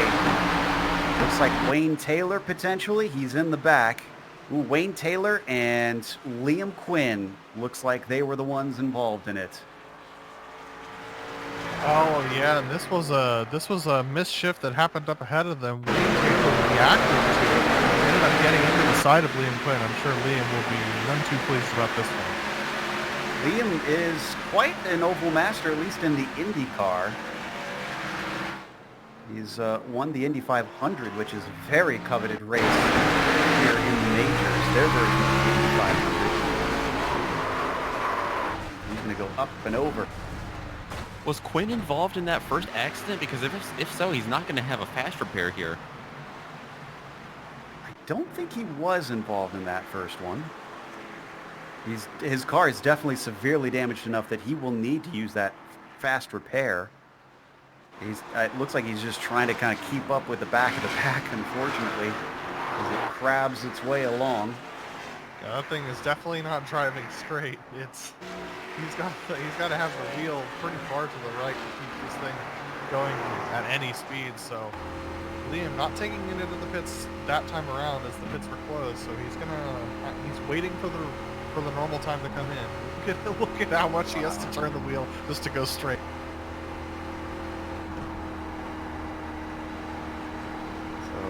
Definitely at least going to have to come in for repairs. Hopefully he does have that spare car waiting for him, because he will be on the lead lap, thankfully, and be able to continue to compete. Well, we went so far without any cautions, Nick, in the first half of the race, and we got our first one. We immediately get another. Do we have yellow fever brewing? We definitely might. But you know, the one thing that's interesting with this new Cup package, you would think that we would just that with any kind of pack racing, you're going to get a lot of wrecks. Well, they were pretty much all pack racing there for those first 20 laps. Sure, they spread out a little bit, but this most recent caution was just a missed shift, and everyone else got away cleanly. So I wouldn't put it past them. Some very good drivers, obviously, in this All-Star race, and I wouldn't be surprised if we had another caution or if we were able to take this thing straight to the end. See Quinn back out on track, having taken the free repair. Just going to cycle up to the back of the field. We should note about Danson that he's actually very highly regarded on the oval side from the Australian competitors. We focus so much on it being sort of an American-centric sport, but there's been a few ovals out there in Australia, and there's plenty of dirt racing. I know that for a fact. Danson apparently showing that he's not just quick here on the so I think we get a little bit of fun there from some of the cars behind. It was Wolf and Brock just taking through the chicane. But yeah, Danson showing he's quick on the road and on the ovals.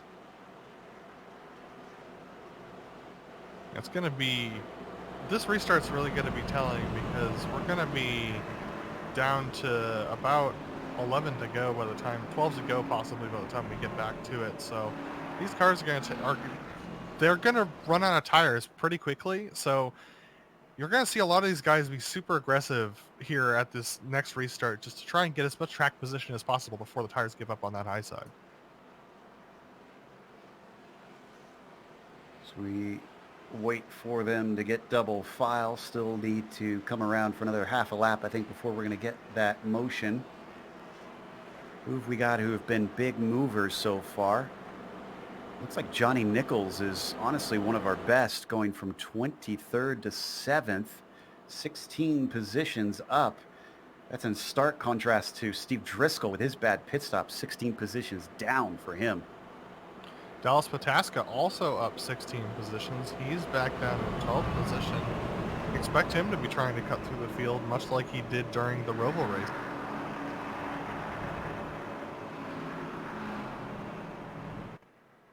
Of course, also need to mention, we talked about Cameron Dance being a black stripe champion on dirt ovals. He's also a champion for the Mario Andretti Trophy. For those not familiar with the majors, that is essentially the driver's trophy. That is awarded to the driver who takes the overall points across the season. The reason it's the Mario Andretti Trophy, well, it is because Mario was fast in pretty much every discipline that you stuck him in. And he's graciously put his name on that. That is actually from Mario himself. They have gotten his permission to do that for this series. So we give a big thank you to Mario for doing that these last couple of years. It's been an absolute joy as a longtime IndyCar fan myself to have him involved in this series. Now, if only we could get him to interview on air one of these nights, that would be fantastic.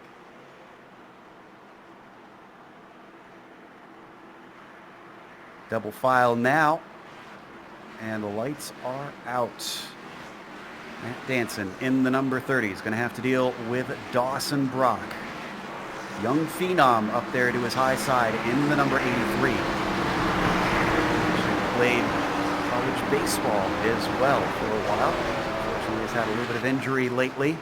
He's had to step aside from that, but it hasn't hurt his sim racing one bit, it seems. That shoulder seems to be working quite well at turning the wheel.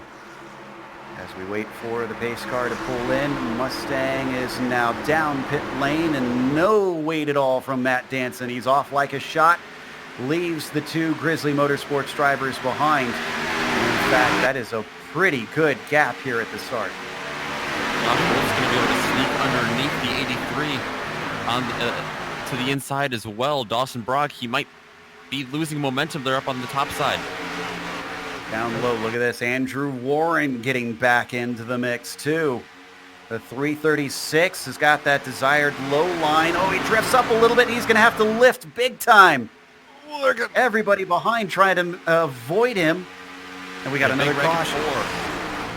Yeah, this is Tom. This is Dean Mole, looks like, was involved. Tom Drayling as well.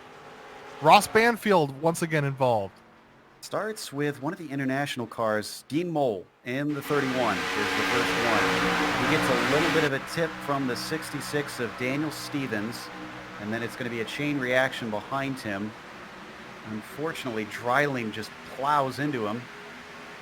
And their teammates, too.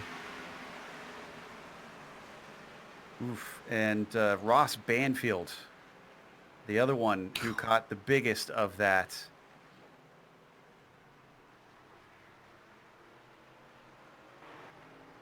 Almost got this one going.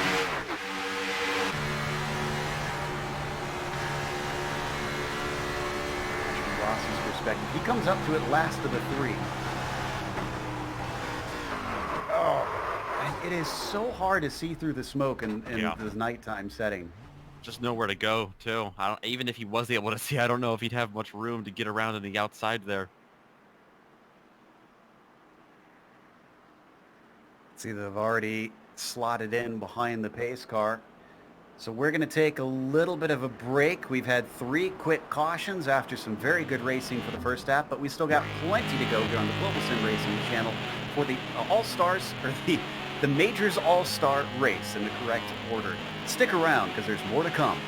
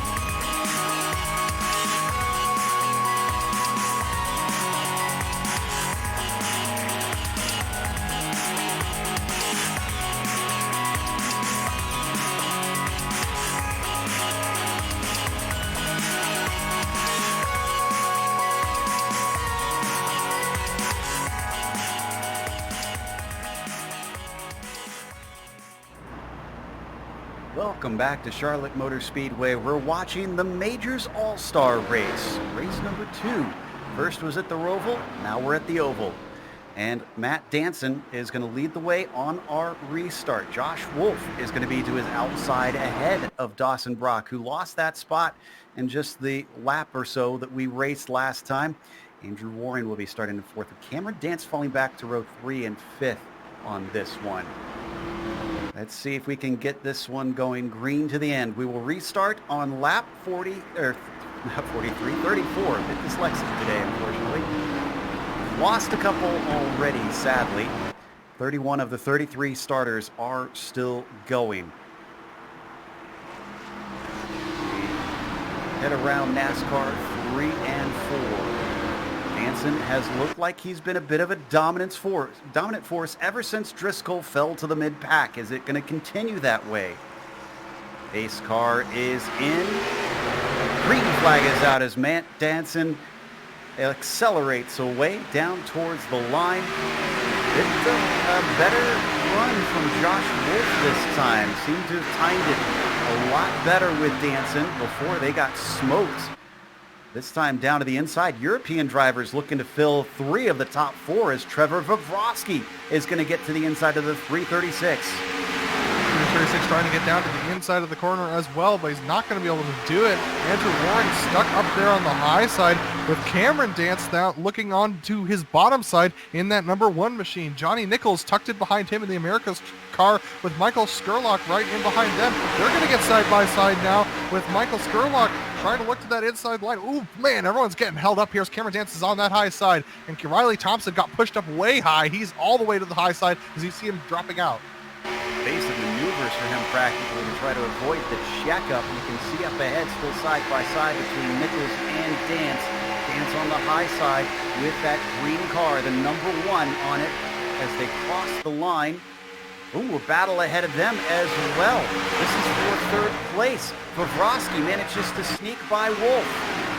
Yeah, Wolf is stuck on the outside right now, and he's got to be careful because Andrew Waring, he's going to follow Trevor Vavrovsky, but Vavrovsky's going to scoot up to the outside here. Oh, no! no! He's tipped around! 12's still going! Car's getting into the back of him, and this is going to be a big one. Oh, it's huge, Joe. This is everybody behind him is gone. Joshua Wolf with nothing left of his car. Oof. As he thankfully lands on all fours. This starts with contact with Waring. He caught it. He had caught the car. It's just, unfortunately, I almost wonder if he was trying to get back down the banking to get out of everybody's way, and that move put him in front of a huge pack that was too wide. Wow. Watch it here. Watch the 12. Waring just really dove it in there to 3, and yeah, oh my goodness, that is oh my gosh. Trying to find a good escape car here. And I tell you what, Kevin Hill in the number 52 managed to get right underneath everything. He did indeed. Awful close. He's going to see this happening up ahead of him, and look at how he just sneaks through everyone diving off to the right. Wow. He had So a couple. close for He had a couple different things to avoid there. He had the big one, and then Mike Kelly, who kind of shot out of nowhere into the wall. Well, that's going to change things significantly. A lot of cars naturally had to come into the pits for their spare. Don't think this is anybody getting tires or anything. So up at the front, this leaves us with Danson, Brock in 2nd, Vavrovsky in 3rd. Waring is now in 4th. Johnny Nichols up to P5. Skurlock is in 6th. Pataskala back up to 7th. Kevin Hill in 8th. So David Baker, I see, is in the top 10. Jeff Schmeier, I think of those who were at the back of the pack and had time to react, had gained a lot of positions from this travesty.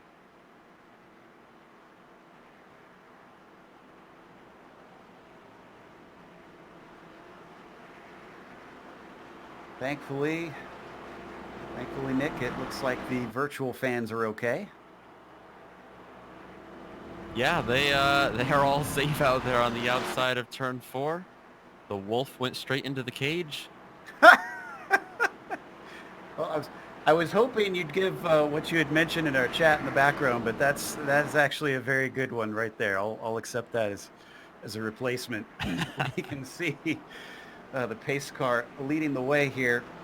Going to take us around a few more laps of caution. Did we lose anybody? Wolf is not taking his free repair, by the way. He's already 2 laps down. He wasn't involved in another incident, was he?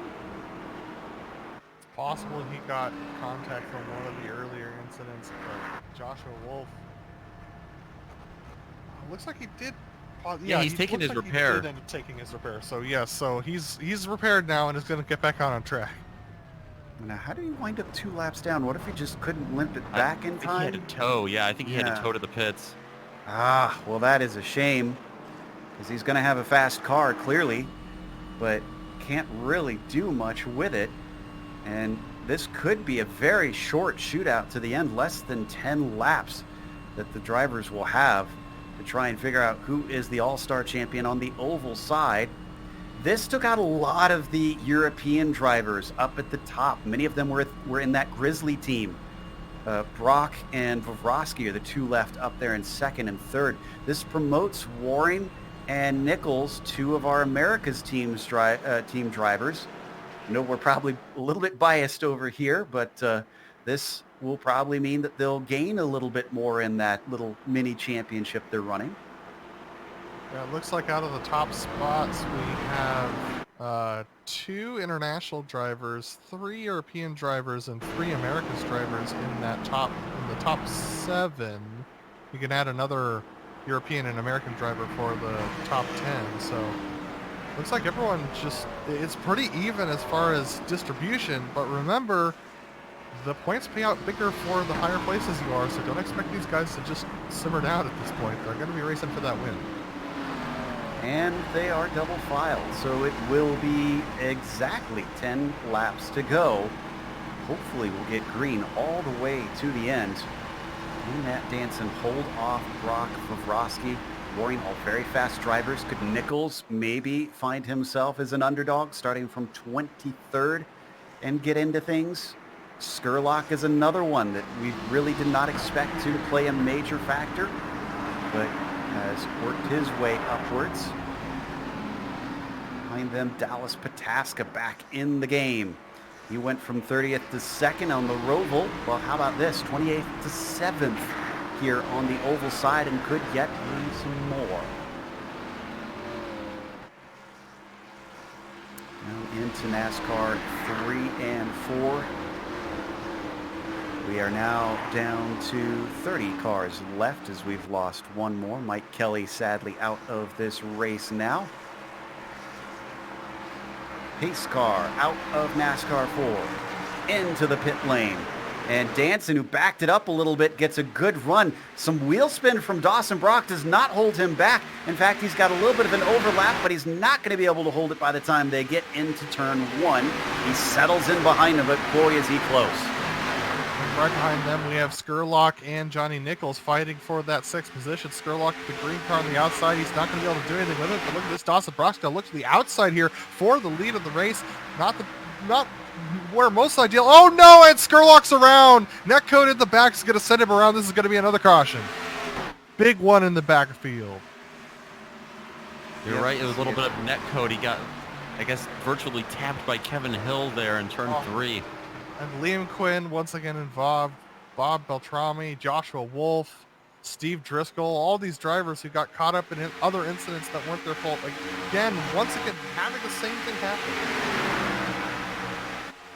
Yeah, and this once again happened in front of a lot of cars that just couldn't really pull out of the way. I think the 17 of Hutchinson got a piece of it. Look at all those American cars that got involved with everybody. And this was before they got up to Skurlock, so this was a whole separate incident. All these American cars getting into one another.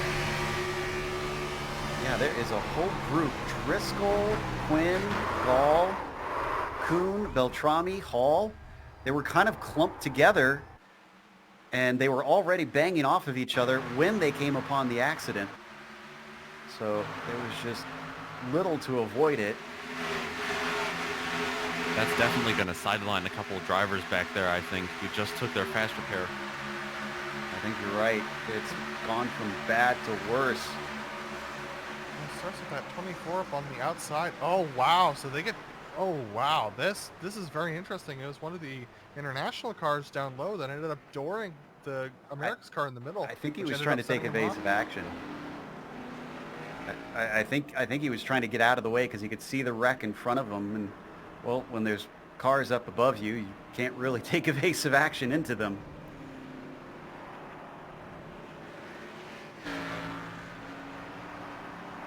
So how does this change things once again? Because Skurlock was pretty high up the order. So Danson, Brock, Vavrovsky, Waring, Nichols, that's your top 5. Hill's now into 6th, Pataskala into 7th, Schmeier up to P8. We didn't get to show the replay, but Adam, you were noticing that that Schmeier made a miraculous escape. Yeah, Schmeier made a miraculous escape, and that was in the last caution, so he's still surviving up there in 8th position. And he probably is going to need to change his fire suit after this one, for sure. But, yeah, we have 2 international drivers, 4 European drivers, and 4 American drivers in the top 10 right now. That's looking good for the European region then, as they were doing the best coming into this at 273. Guessing they will probably stay put in that top spot if things cycle how they are. That's not a guarantee. We haven't done the math yet, but it could be that the Americas maybe overtake the International. But fortunately for the International, they've got the top spot right now, and that pays, obviously, the most points at 50 for your winner. Then it's 45 for second and 40 for third. So it's not huge margins, but still it'll be a big help for that green team. So, Nick, these drivers have not run a lot of green flag laps on their tires, but they have run a couple and have gone through quite a few heat cycles. Is that going to affect how the car handles going into this, what is likely to be the final restart? Well, the good thing for them is that I think they're pretty much all on the same cycle here, so I'm sure it's not going to be perfectly a perfect handling car. The tires are warmed up a little bit. Of course, the caution laps will cool that down significantly. But I think that was what helped Dawson Brock on the last restart. And that's what you're going to have to watch out for again. In the beginning of this race, the driver who started on the outside of row 1 almost certainly was going to drop to 3rd or 4th.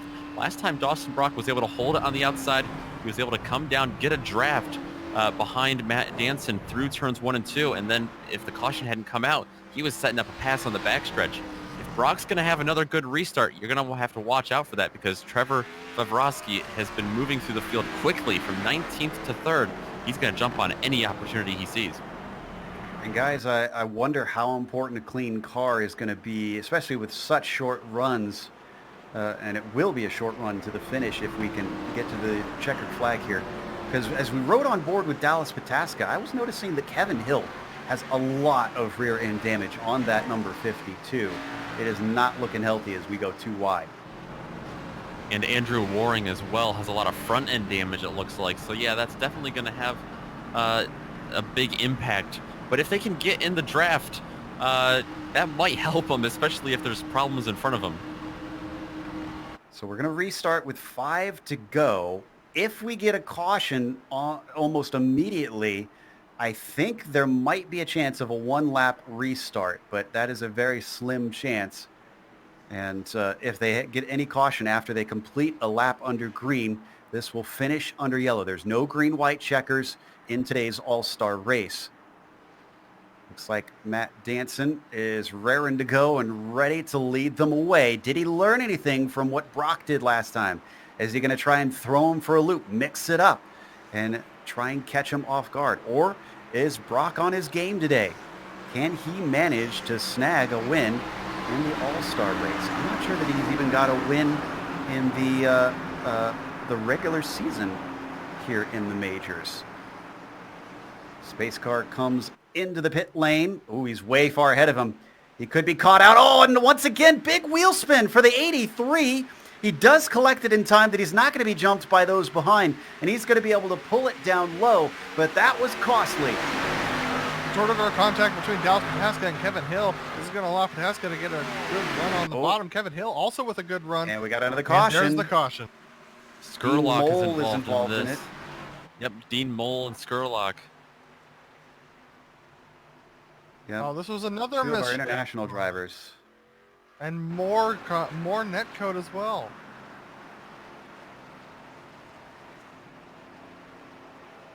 So, yeah, just far back and close racing. Unfortunately, nothing really done wrong by either driver. That Internet did not interpret their moves correctly.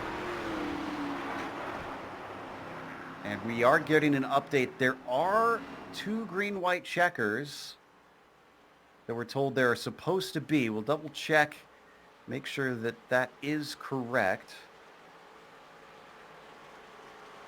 We'll get the notification pretty soon here. That, I said we had to get a caution pretty quickly, and a few hundred feet across the line is pretty quickly. So we'll see if we even need the green-white checkers, because if we get it restarted with 1 to go, that will mean it is a 1-lap shootout instead of 2.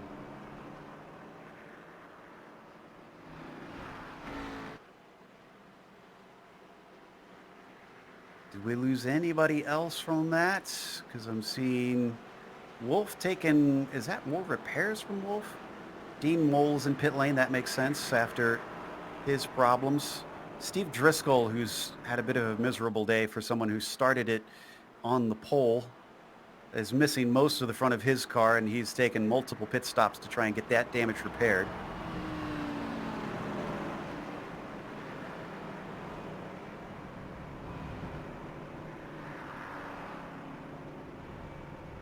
Yeah, one driver I've been keeping my eye on in the last couple of restarts is Johnny Nichols in that 4th position. He started off in 23rd, and he's all the way up to 4th now. And that's really hard to do around here at Charlotte because it's track position is so important. So Johnny Nichols just being able to stay out of trouble today and work his way up the field, he's in it with a shot to win today. I'd say you've got a number of drivers up at the front who could win. If we get this 1-lap restart, there's going to be no cautions, and well, everybody's going to have to play very defensive to try and get to the finish, because it's basically every man for himself from there. So as we wait to find out, we do need lights off this time by if we are going to go back to green. Another driver who's moved up quite a ways is Dallas Pataskala. He started off in the 28th position, and he's all the way up to 6th place, so he's looking on with a chance of the win. All these drivers are going to have to be very aggressive if they get this restart. As they come across the line, the lights stay on, and we are getting a green-white checkers. Confirmation from the stewards now. So we're going to 2-lap run. And if they do have 2 of them, that means that if they get the caution on this first lap, this means they will not, if they get the caution on the first lap, they will throw it, and they'll get 1 more try at it. But if they get to the second lap and there's a wreck, there will be no caution thrown, and it'll be only that 1 attempt.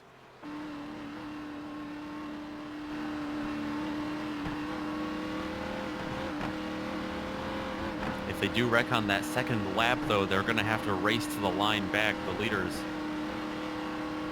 Yeah, we were just talking about that. That could get a little bit messy, as it's essentially all bets are off.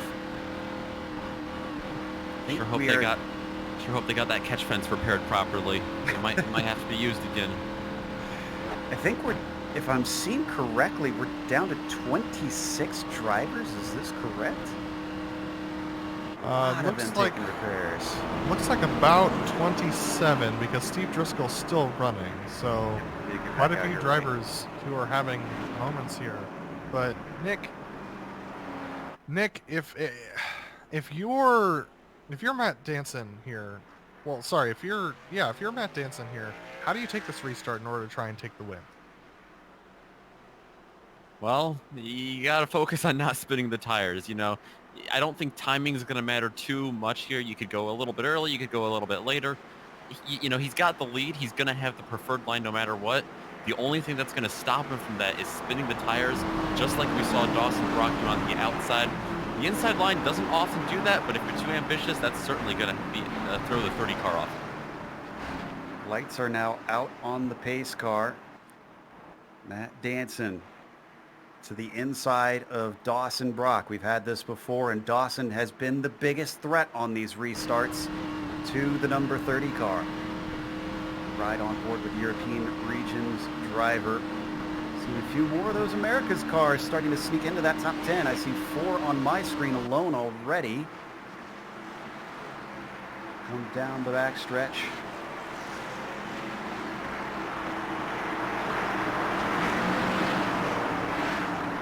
2-lap attempt at seeing the checkered flag. We'll get one more try to green-white checkers. If they can't keep it clean, not sure how many drivers will be able to keep going if we get another big wreck there. There's quite a few who have certainly taken that free repair. Out of turn 4. As Danson spies that Mustang pace car heading down in. Waits patiently, and he gets on it pretty quickly. Ooh, this start looks way better for him than it did for Dawson Brock. In fact, his teammate Vrosky is already to his inside. They have been gapped by Danson by a huge margin before they even get to turn 1. Still side by side for much of the top of the field as they come onto the backstretch. Danson is well in clear. This is what he wants to see. Oh, a lot of blocking down at the bottom. The 336 trying to cover off the 41, but they keep it green as nobody goes off course. If they get the white flag, we are finishing under green here. White flag is out, and Danson, is leading by almost half a second. Vrosky trying everything he can to run him down. His teammate Dawson Brock behind. European region is looking like a potential shoe-in here for the All-Star Team Championship.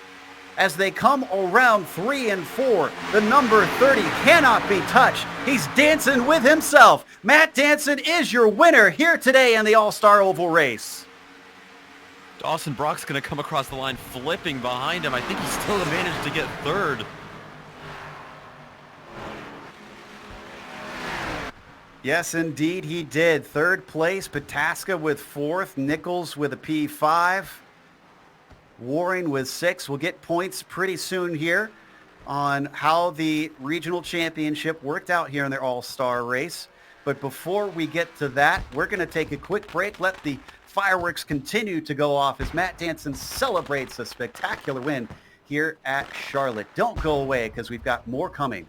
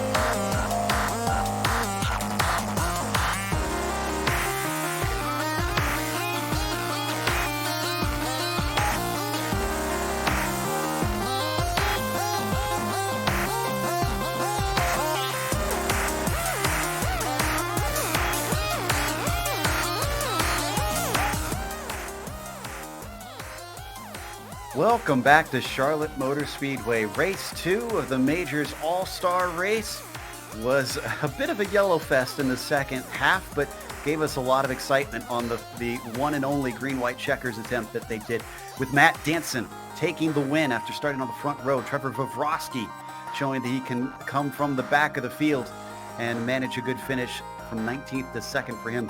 Dawson Brock, he was good at the restarts for a bit, and then that wheel spin just kept biting him again and again. Still, he got a third, spinning across the line. Pataskala, 28th to 4th. Apparently a driver that really isn't that great at qualifying, but fantastic in a race. Johnny Nichols finished 5th today with Andrew Waring, finishing in P6. Kevin Hill with a 7th, and then David Baker takes P8. Jeff Schmeier goes to 9th in the end, and Daniel Stevens rounds out your top 10. Oldies Ludicrous comes in 11th place with Josh Coley in 12th. Cameron Danson, the number 1 car, coming home in 13th. Not a great race for him in the second part of this one. Harold Stadler, after starting off in the pits, comes home in 14th position ahead of Riley Thompson, who drops from 6th back to 15th. With Ty Keveth coming home in 16th position, Rob Gall in 17th, and the Salami Bob Beltrami comes home in 18th position, Nick Kuhn 19th, and David Hall in 20th. Liam Quinn, Jonathan Bain, Wayne Taylor, John King, and Tom Drailing. They're going to be the last drivers to finish on the lead lap. Behind them, Wayne Hutchinson, Michael Skurlock, and Steve Driscoll all a lap down. Dean Moll, he was the first DNF back in 29th. 30th goes to Joshua Wolf. Mike Kelly, Ross Banfield, and Jake Fox will round out our 33-car field. We've got our second place finisher in here with us, Trevor Vovrosky. Trevor, sure, you're happy about a second place considering how far back in the field that you finished. But on that last restart, are you kind of regretting you and your teammate couldn't get a better run on Danson? Yeah, it was tough getting him on those restarts. It was a weird situation where the car is just in between starting in first gear and second gear. And since he was out there in the lead and he could time it right, he could leave in first gear. But if you're like Dawson tried it in first gear on the outside, and it was just, if you didn't know when you were going to go, there's a chance that you were going to spin the tires or miss a shift. So it was really tough on the restarts. So me being behind, being in second, you're just so bogged down. I noticed that the Grizzly guys were up front quite a bit and really much in a pack. Were you all working together on this one? Maybe Josh and Dawson were early on in the race, but I was nowhere near them at the start. 19th started the race, and they were up in like 3rd and 5th. So it was, those two might have been doing something, trying to stick together on that longer run, but I was just trying to get whatever spot was in front of me. And towards the end there, it was just whoever can get Matt, try and get Matt. I believe this is the first time we've included the Roval in the All-Star race here on the majors. How did you like that? Do you like the combination of the road to the oval so everybody kind of gets a shot at things? I do like doing the kind of the dual all-star race format because I feel like that's what the majors is about. It's being a master of both disciplines. So I think doing two is a good way of doing it, and having them both take place at the same race is kind of neat. So yeah, it was fun. It's a lot of fun to watch from our end too. Congratulations on a podium here in the All-Star. We're going to try and figure out the points here soon. Anybody you want to thank before we let you go? Just the rest of the Grizzly guys that were in the All-Star races. You know, Josh, Dawson, David. I doubt he got very much screen time during this, but David, just all working together. Hopefully we'll have even more All-Stars next year. So. Awesome stuff. That was Trevor Vovrosky, second place here today. Third place and backwards across the line, Adam has caught up with Dawson Brock. Yeah, Dawson representing GSRC on the grid was one of our commentators. Dawson, you had a very exciting race, especially the past two restarts before that last one with a little bit of wheel spin up there. How tough was it to keep that car on the track right at the end? So what's funny was I had been starting in second gear because I thought that was the best. But once we figured out leaders going in first gear, and he was getting amazing jumps, later on it was like, well, this is do or die. I need to go in first gear. The first restart I did, I got a really great restart. I think that was the third to last restart. I got a really good restart, and I thought I was going to have a move for the lead, but then the caution came out. And then the next two that I did, I just couldn't get it the same way I did in the past. So those restarts were really hard. I was spinning the tires those last two runs, and I think older tires definitely played a part in it. Well, talk to me then about the finish there. It looks like you got a little bit tight coming through 3 and 4, got into the outside wall, and then talk me across the finish line. Yeah, so just for a little bit, me and Trevor been talking smack at the end because he's like, well, you should let me. I think I have a better chance at him. And I'm like, no way, dude. I'm not letting you pass me. So after that, I got behind him. It was, I need to go as hard as I can into turn 3 to get as close as I can to him. And, well, the car pushed. I hit the wall. And he said that he let out of the gas just to take away a little bit of the arrow out of me. So I don't know if he was making that up or not, but hit the wall, came across, car was sliding back and forth. And then I just saw, I don't even know who it was. I think it was Andrew right beneath me. And I just turned in front of him hoping he would push me across, which he did kindly. So it was quite a finish. So this was a little bit of a preview of what we're going to see for that World 600. Are you looking forward to this round, or is it one that you're kind of dreading? No, I'm looking forward to it because I think this was a fixed setup. I don't like fixed setup racing. We got an open setup. We've already started work on it. I'm really feeling confident about it, and I think the Grizzly guys are going to be very fast. So look for them. Well, not on your guys' broadcast, but yes, I'm looking forward to it definitely. All right, Dawson, before we let you go, anyone you want to thank today? Teammates, Grizzly, Torque Freak, all of their sponsors, they help us out all the time. They do a great job. All right, thanks for talking to us, Dawson. We look forward to seeing you in the rounds to come. Yep, thanks, guys. That was Dawson Brock, our third place finisher. And it looks like we have Nick, who's going to be with Andrew Waring, who finished in 6th place today. I am indeed Andrew Waring, coming home 6th place on the oval, but I'm sure the bigger victory for you tonight was your win earlier at the Roval.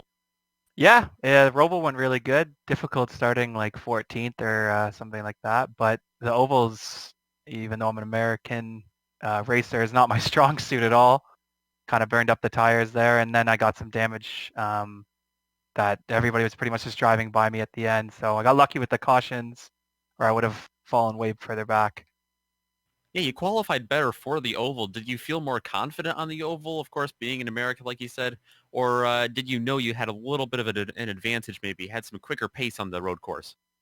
I'm more of a road course guy myself. Like I much preferred to run the Roval over the oval, especially with Charlotte being such a fast and precise oval. Like I was braking at one point, and my team was screaming at me not to. So it's difficult for me to run the ovals. That's something I got to work on for sure. Yeah, absolutely. And then we had a harsh transition between the handling, of course, and the speeds from the Roval to the race here, the 50-lapper on the oval. How was it making it through the pack? You know, you finished 6th place, which right in the thick of things, they're coming to the end. Yeah, I just tried to use, the tires kind of fell off after 15 or 10 laps in the first stint there, which was a little longer. So I just tried to utilize, being really aggressive with the good tires as best as I could. And then kind of, park the bus for everyone else. And again, I just got really lucky with the way the cautions kind of unfolded at the end. The second stint of the race there, I probably would have finished 20th or worse. Yeah, definitely crazy in the second half of that race. Before we let you go, congratulations on your great finishes. But anyone you want to give a thank you or a shout out to? Yeah, I just want to thank the majors in general. I know Mike and all the committee, they work really hard behind the scenes, and my team UDocs. I feel like we really helped represent Americas, and everybody ran really clean, and it's something to be said about the whole series. Absolutely, we love watching you race. Always puts on a great show. Yeah, but thanks for broadcasting it, guys. I look forward to watching it later. There's Andrew Waring. Joe, I believe you've caught up with our last interview tonight.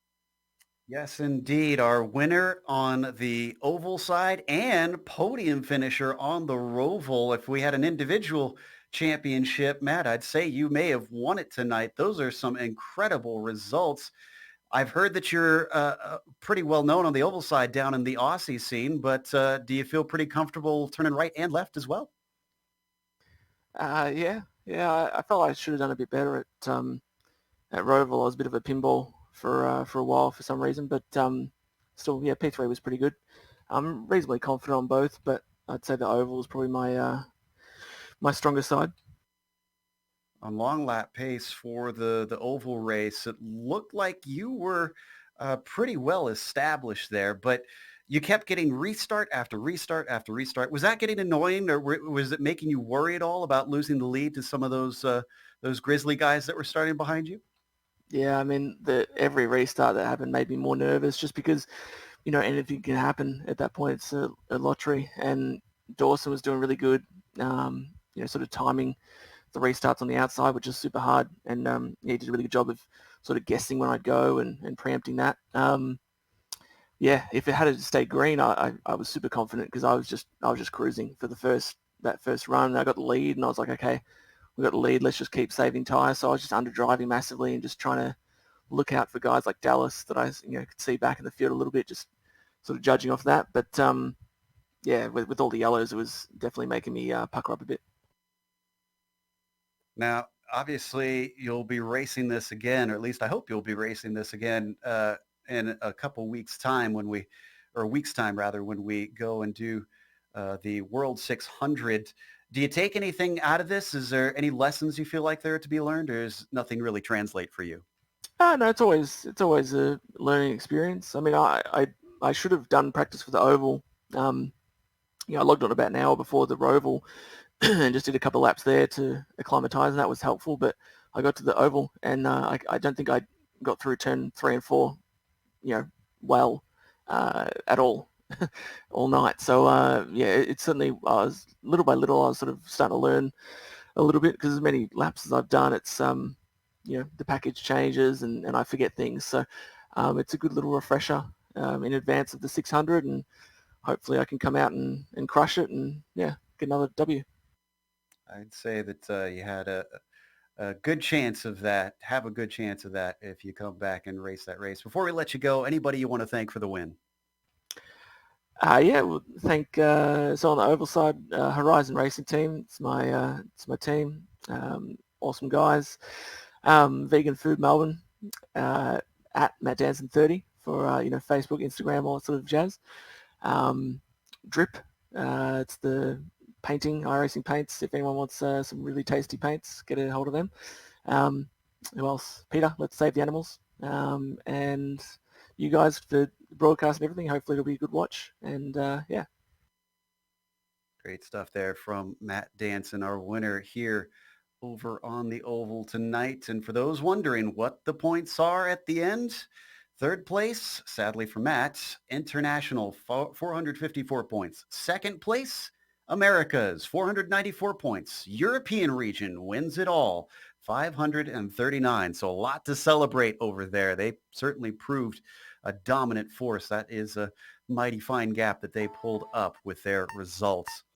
We're going to say goodnight, at least for this broadcast, but we got more coming up. We'll talk about that in a second. Big thanks to the majors for bringing GSRC on for the coverage of this race and for also bringing forward the charity.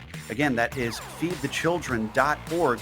If you want to check them out and see if you can donate yourself, we highly encourage everybody to do so, especially in these difficult times that we face.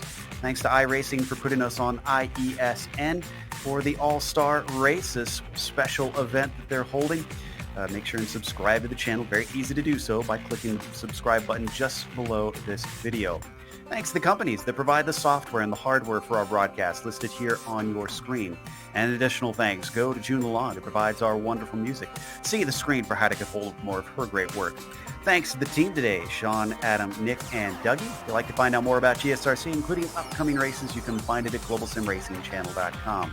Our social media is at Twitter at GSR Channel, Facebook Global Sim Racing Channel, Instagram at GSRC_Graham. While you're here, make sure to check out our merchandise. We'll get a link in the description below for that. And the next race, as we mentioned, we're staying at Charlotte, and that is going to be the Cup Cars yet again. But this is going to be Sunday, April 26th, a little bit more than a week from now. 7:45 p.m. Eastern is when that kicks off, so a little bit later in the day. We have upcoming races for other series listed on the screen, so mark them down on your calendar. Up next, we've got the Bootleg Racing League coming back for some short track oval racing. But until next time, race clean, race hard. We'll see you on the track.